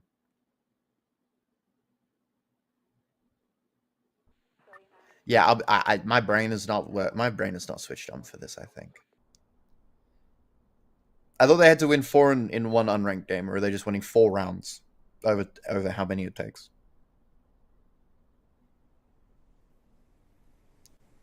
Okay, right. Yeah. Well, that's what I mean. Well, you put up first of 4, and then it said 3-2. So I'm like, I was just wondering. Okay. Well. Yeah. Yeah. I just heard someone at the door. I really hope that's not the delivery already. You can... Hey, I can take this final round if you want to go check. All right, guys. We're back to Season 1, Week 7 of Stormy Curse. Unless Nerdic is staying. Are you staying, or are you checking, or are you staying? I think he's... Okay, well, I think he's going to check. Hey, guys. It's me as well, Tetra. Oh my god, are we getting TetraCast? Oh, I'm back. Oh, okay. Okay. Bye, Tetra. Bye. Bye. Alright. Man. Further setup here, we did... look, Cheeky Breaky is bringing Charge and Clack. They're going to be going for that probably top accounting blow. And then wall charging in through entrance on the manager here. If I was any guess as to Rainey's plans... And I do know the man well. I have played some TF2 with him. He loves that TF2. He would tell you all about how he's the top, like, 300 spy or something. I can't remember. But as we go into this next round, Metric in account... This is a interesting angle. Did they blow manager? Oh, wow. What a swing from Jesper onto Halo there to get that first pick. Jesper now. Yeah, they did blow manager. They... Wow. Ooh, we got some interesting plays here. They've taken over security. Jesper's going to be flashed out here. Probably dead to Rainy. Yali getting one to Euphoria as well. It is a 3v4. 4v2 as Wong gets taken down by Cheeky Breaky. It's down to Metric and Spideyman's Tub and Adorn. If I was any betting man, I'd be happy if I bet on Dread to tie this out as we go to an OT2. That is the final 2 kills for Cheeky and Rainy. Wow. Straight back in. Oh, indeed. Dread is fighting for their spot here. And They really, really want this Fight Night win. they really do. They really do. And given that Gatlings have won the last match, it looks like Dread is trying to take it all the way. But Yeah, they, Gatlings certainly isn't just letting them. so it's so oh close. my goodness. It is. It's I so really am close. tempted to see the stats after this. I might actually get a little bit of a... Sorry, I'm just gonna see if I can grab stats from one of them so I can talk about it a little bit more in depth. But, I mean, we are looking at such a... Honestly, this is probably the most fair matchup that I've seen from Fight Night. I mean, Arise versus Oedipus was... I wasn't even there for that. Looking at that, that is the... I don't know if many... I think many people know it. The Atomic Bomb versus Coughing Baby, not the Atomic Baby versus Coughing Bomb. That's not how that goes. While we're here waiting for the second OT, if anyone here is not having the game right now, what are you doing? It's 99 cents for me, or 99 cents for you guys. It's $1.45 for me. I'm getting scammed. So I mean, you should take advantage of the fact that me, a fake country liver, an Australian, buy it. Buy the game. And I did indeed get stats. I will post them somewhere for you to talk about them as well. Nerdic, I will put them in the live. Let's see it. And I mean, looking at it, it's just a clear sweep. I mean, Halo and Jester were putting out numbers for their team. 2-2 for Jester on opening duels. 67% cast. Rainy with an underlying 100% cast. That means that he either assisted, traded, or killed someone every single round. Which, I mean, yeah, he has 6 kills. I think he literally just got 1 per round, and that was it. I know, he got 2 I in the mean, last. sometimes that's all you need to do, right? True. I mean, Halo definitely getting that big 4K on the C-Store on attack was very vital for his team to stay alive in this game. Absolutely. I will say there is a absolutely, and I don't want to hone in on this man. Nerves may be there. Spideyman definitely has a lot of room to improve in this OT for game 2 with 40 damage. Now, he did get a kill. There is a kill within that 40 damage. But obviously, it's just an off game. We will probably see Spideyman's get a nice 3k here. I'm gonna call Spideyman's with a 3k. With... I mean, so far today, I've seen Spideyman's pull off some very interesting things. So it's, it's likely that this was just a bad round. Yeah, it's just a bad game. Probably just not the best maps to try and play for. I mean, one thing I have noticed is a distinct lack of defenders running outside to try and get picks and getting punished for it like last time. Seeing a lot less of that this time. I mean, we did see Yali get hit by the UAV on that C-Store, which you kind of poke a little bit of fun at. But, it happens. I would assume that I had a little bit more time on the UAV, or that it didn't see me, and I would have kicked the bucket the same way. So I can't really say anything. Going through the other stats, I'm trying to see if there are any niche stats here. I mean, Jester and Halo obviously had the most damage. Rainy came in 3rd with damage, followed closely behind by Wong. Obviously, Wong, this is his first appearance for Gatlings on Fight Night this afternoon. And it does look like, obviously, we're sitting here and I kind of want to look at the core players of each team. Like Gatlings and Dread, I want to look at the core players of them. Jessifer obviously putting up big numbers. Euphoria, I believe, is a part of Gatlings now. And I mean, he put up 5-4, 7-2-7. Spidey-Man's obviously an off day. And Metric with 265 damage. Doing a lot for their team in terms of just assisting their players and getting those final kills. We've Ooh, seen big just such a range of careful strategy type rounds to just charge in and hope for the best type rounds. It's been a little all over the place, but that's what makes it fun. You never want to see the same thing over and over. We're looking at a potential approach through server room and office, possibly going, taking that route to get a little more cover, because going from storage down to the bomb would be very little cover indeed, kind of just an open battle. We don't have pipe works on this map, so there's not a lot of high ground to worry about, except maybe in office. Yeah. Yeah, it's a... Oh my goodness, seeing the Legros come out here on the first round. We have Ingmars. Like, I obviously players, like I said, players are going to be more comfortable with guns that they've used more. But if I had to choose between using an Ingmar for the first time and a Legros for the 100th time, I think I'd choose the Ingmar. Or I'd just choose to Alt F4 the game if my teammates were obviously better with the Ingmar. I'm a Legros hater. There are Legros players in here, but I'm a Legros hater. I don't like it. I think it needs a 4-time scope on it, and I need to be able to semi-auto the Legros. As we head into this first round, though, it's going to be... I can't even tell. I think they're just going to go green here and pressure for this office. Rainy wanting to set up his barb, potentially waiting for the red blow if it ever happens, and he will then rotate his barb.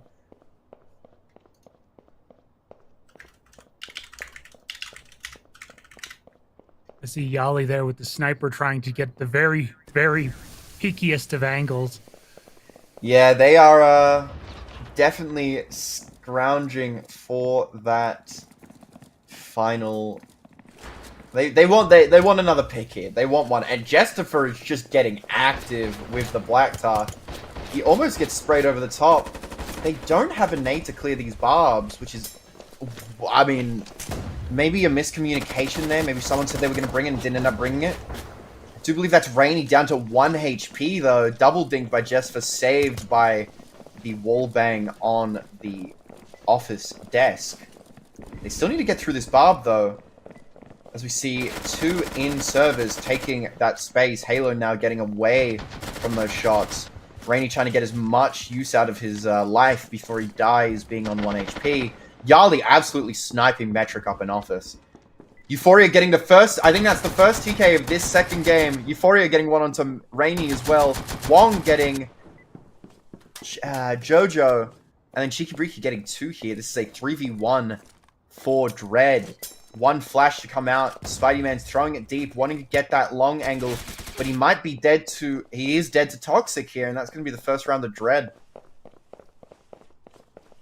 You know, I think there's definitely something with that round where we probably should have seen a barb clear rather than, you know, just flashing and taking servers. But at the end of the day, Cheeky with the long angle there, no one was looking docks. I don't even know where Yali was. I assume near the crates on the server floor. And I mean, what a first round to go into. And we head into the second on C Gatlings honestly felt like they were taking it very slow. It felt almost intentional, but intentional or not, it didn't work out for them. Not very well at any rate. But they are looking now at an approach possibly through the main entrance to storefront straight from the south. But then they're also looking at a northern entrance through office, which makes a little more sense with a little more cover. Not a lot, mind you. Either way, again, we've got the bomb out in the open, which really makes things interesting. Teller is in a decent position to actually help the defenders protect the bomb this time, but I don't know if they're going to go that way. This will be a, this is definitely it's a game of all time, isn't it? The planning on both sides is very... It seems that they want to go for the plays that aren't obvious, but they're settling for what I would call maybe not the greatest plans. That office is very good for an initial blow because it has a lot of cover, yes. But once you get into that office, you kind of have to just run into a long hallway. You run into arcade. and Arcade is just very easy to hold on this map. And if you try taking the long hallway, there's one good multiplayer. There's that hallway right there. You can have someone flank you from storage. You can have someone down at fridges. They could flank you from Arcade. I think they have elected to just take the wall charge to entrance. And they're going to be double blowing here on the second round, which is definitely also interesting. Halo looking to clear the fridges at the back. Now, this is an old C-store where everything was, explodable. If that nade goes down, you're going to see basically all of the fridges disappear and potentially even a kill if it gets timinged right. I don't believe he's thrown it yet. He has just thrown it, and look at that. All the fridges are going from the back. Euphoria getting one onto Shiki, Breaky, Metric getting one onto Rainy. 5v3 for Gatlings here. As Halo gets a, I'm going to say, lucky kill onto Metric there. That's a shotgun close range. 46 health. No one should be surviving that. As Euphoria also grabbed Hey Jojo in the whole fight. Yali now swinging with a LS in Stella. 1-1 clearing Freezer. Unsure where Halo is. Might just be back in storage. And there is a slow flank here from Euphoria. This is really nice. They kicked both of these doors down, so it's just a free entrance. 1-1 trying to shoot into Teller. Yali potentially backing up. Halo getting Euphoria on the flank. Halo only having to worry about the front of entrance. Jessifer going for that spray down with the brace fire. Spidey getting one onto Halo as Halo... Oh, sorry. Spidey getting Yali as Halo gets two. We're down to a 1v1 situation. 50% on the bomb. Swinging out 60%. Not enough time, potentially. This is very close. And that's just so unfortunate. I think if you just play time there, you win that. You just got to play Ring Around the Rosie. But yeah, it was very close, very close. But like I said, Spider-Man's has pulled off some interesting plays, and he clutched it this time. Absolute clutch play. I mean, definitely going into that. Get the last kill, defuse the bomb. 3v2. It's interesting that two of them overtime 10-10. I don't think we've played 10 rounds, pal. Yeah. But obviously it meant for one. We all understood that. We all saw the top of the screen. We've played 20 rounds. Oh, I understand what you mean now.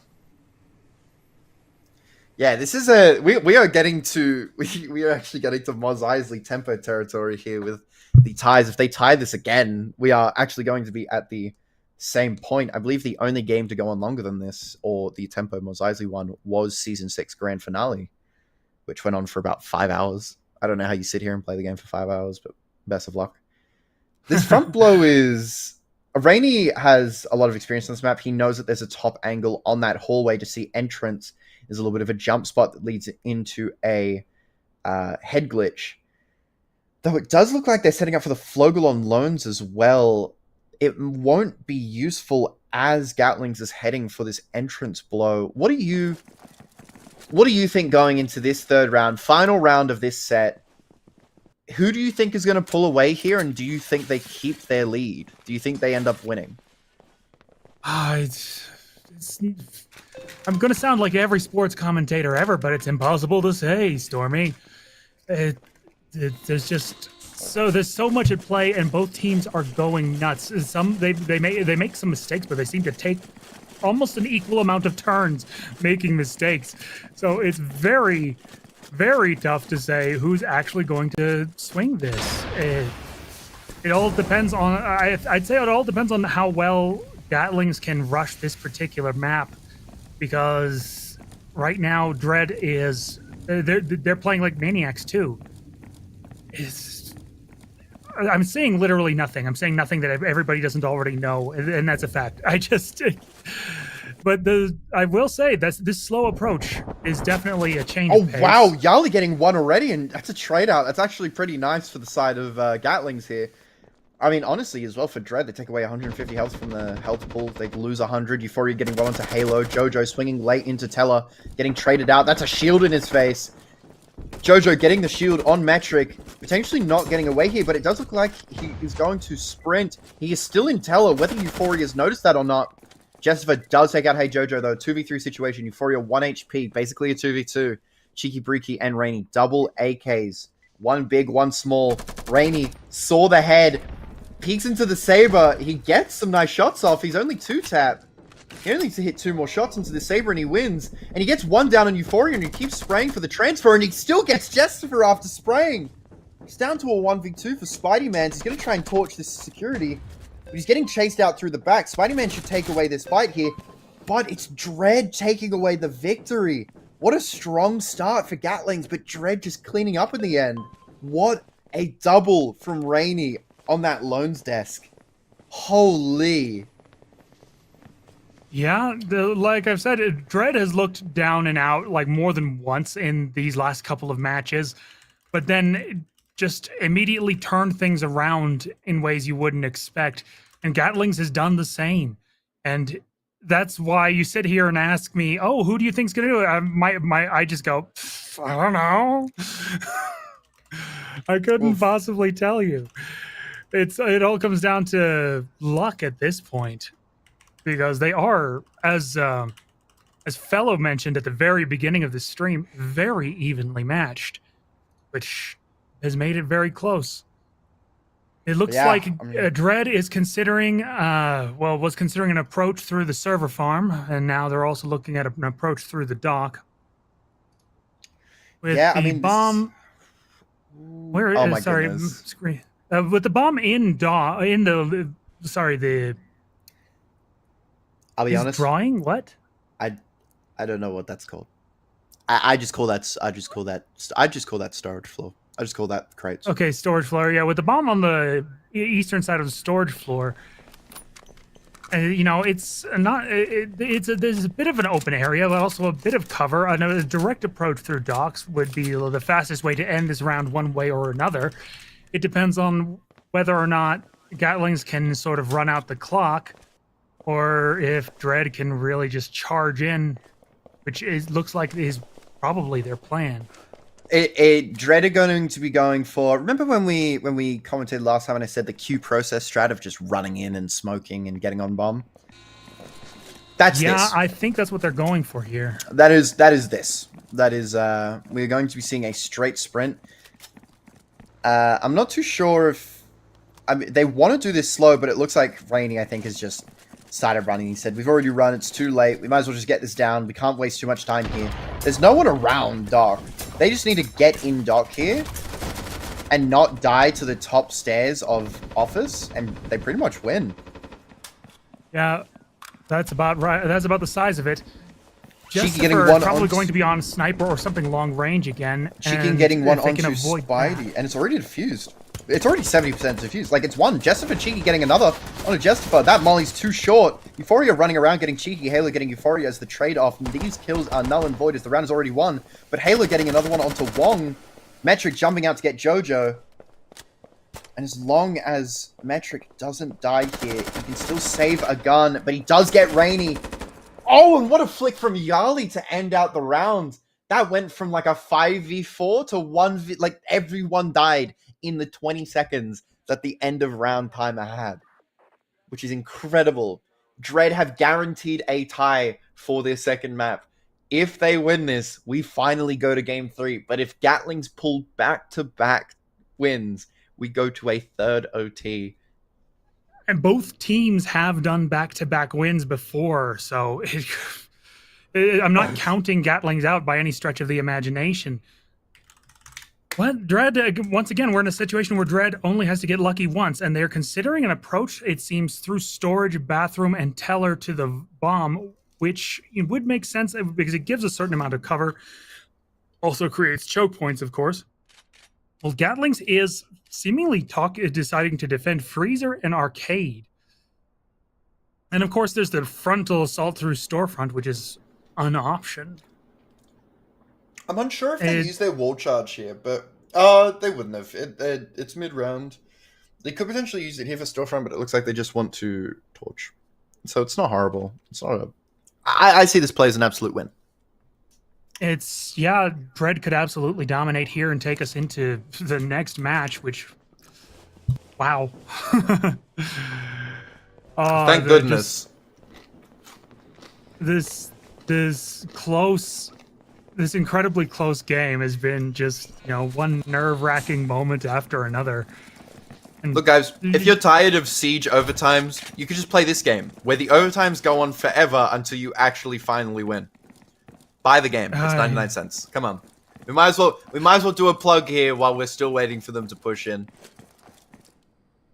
by due process, then you can By- walk around saying, I heart DP. Exactly, and, just win the then you have to rounds. explain what that means. Just win the rounds. Don't be like you. If you think you could 7-0 an entire team, can't blame due process. Get your friends. Halo now running into a barb in bathroom. Very interesting play. Jojo needs to get that frag down to get rid of the barb. Though I do believe there is someone in there with a. I believe it was. Pardon me, I just had to sneeze. Halo now running through the barb, clearing out this bathroom. That is Metric with the auto getting taken down by the DL. That was a close swing by Jester onto Rainy outside, and it's Jojo 1v3 situation, a 60 HP with an AP. Oh my god, and there was a TK. There was a TK by, I believe, Spidey-Man's onto Jestifer. If Gatlings misplay this is losable, even if he is 60 health with an AP. Jojo could pick up flashes from his teammates, he could pick up a util, he could grab anything. He needs to check his corners here, though. He can't just sit the bomb. He's making too much noise, and he doesn't check his left corner before checking his right. And that is going to be that was a very, very close round on the back of the TK. We could potentially go to OT3. We very, very well could. This is the equivalent of back-to-back actual season games. And I will You know need what, a moment. Dread? I'm going to beg you to win this one, okay? Please win, Dread. No, can you carry this one for a second? I just need to quickly do something. All right. So looks like Dread is looking through a front entrance breach, which as a possibility. Certainly not the worst idea, although it is pretty open. But then they're also thinking about probably going through hall. Of course, they have to get to manager one way or another. A more direct route through loans is also being considered. And then they'd only have to get across hall through accounting and into manager that way. They could, of course, go for the vent, which give them a direct route to manager, but it seems like no one's even considering it, possibly because going into the vents. Oh, there we go. They are considering it. But possibly because going into the vents does leave you with less mobility, and you can get shot through the vent itself if you're not careful and if they know what you're doing. So they've considered a number of strategies, and it all depends on whether or not they want to go with the frontal assault or try to play around cover again. And it all depends on how confident Dread is feeling after doing 3-1 and then ending up 3-2 after losing that last round. Confidence, it seems to get teams killed in this particular matchup, or overconfidence rather. But then again, we've seen the shock and awe tactics work, and it just all goes back and forth, bouncing back and forth with different tactics working at different times. And basically, everyone's just trying to guess what the other team is going to do next. And it's starting with a quick breach and a quick drop of the barbed wire, which by Metric, which was a smart play. Hey Jojo has the shield, riot shield up, which could help make some space for Dread to breach. Right now, it seems like they're spreading out their offense while Gatling spreads out their defense. Hey Jojo still holding the entrance with that shield, maybe trying to act as a sort of decoy, while others come from the north, and they are coming in, and Gatlings is retreating. Jessica is down. If you need. By all means, take over. Okay, Halo, hey Jojo taking over onto Metric in the corner. Halo taking out, I believe that was 1-1. It is now a 2v4 situation, and Spider-Man's almost getting stuck behind the vault door. Euphoria trying to get some counter picks here. 2v3. Spidey-Man's doing really well in the vault here, but they have no flashes for this. And honestly, as long as Spider-Man can hit his shots and he isn't in too predictable of a spot, which, I'll be honest with you, he kind of isn't, they just need to bring the shield here, if I'm being honest with you. And I do believe that Yali has the shield. No, I'm completely wrong. They have not brought the shield. This might be a blunder. It might. Oh no! If Yali was one of the first in, that's probably a win. But wow, we are going to game 3 off of a 13-11, I believe, map. That sounds about right. And now, everyone, you've heard why I don't do the play-by-plays. Yeah, I mean, look, you did pretty well. I still had my headset on, so I could hear you. We are, I believe, look, let's be honest, everyone's tired. It is 1-1. This is the first fight night in history where there has been a tie, even though we talked about no ties earlier. And that there can only be one winner. So you know what? We're going to give it to both. They both played their minds out. I mean, 100% you could see it in that second game. They've really, really, really wanted that win. I'm going to give the stats again so we can talk about them, potentially pull them up on the stream as we end. And I mean, Halo, I think there's something to talk about here. I'm just trying to do it. Yep, look, Tetra wants to go to bed. Look, he's had a hard day. Okay, There's we're a just going to very have to big ask point here Dread to or make. Gatlings to wrap this up real quick, you know? Bring out the heavy Well, hitters. well, we are not doing a game 3. We have they have the players, the players and the production staff want to go to bed, and you know what? That's fair. That's entirely fair. As we do look at the stats here, though, as we sort of close out, I do just want to point out that the winning side here, Dread, had 100% cast on 4 players, which means that they all contributed their part. The only player to not was Hey Jojo, but still had a high cast of 67%. And I mean, Halo had a perfect 1,000 damage. He dropped double-digit kills.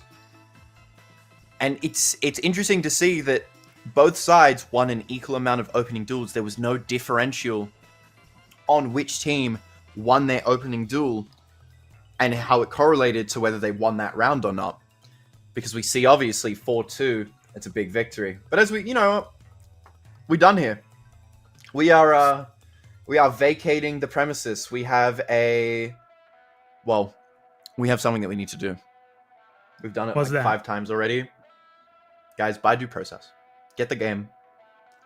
We wanna, there's a draft tournament tomorrow, I believe. Am I right, Tetra? I think it's tomorrow. It should be tomorrow.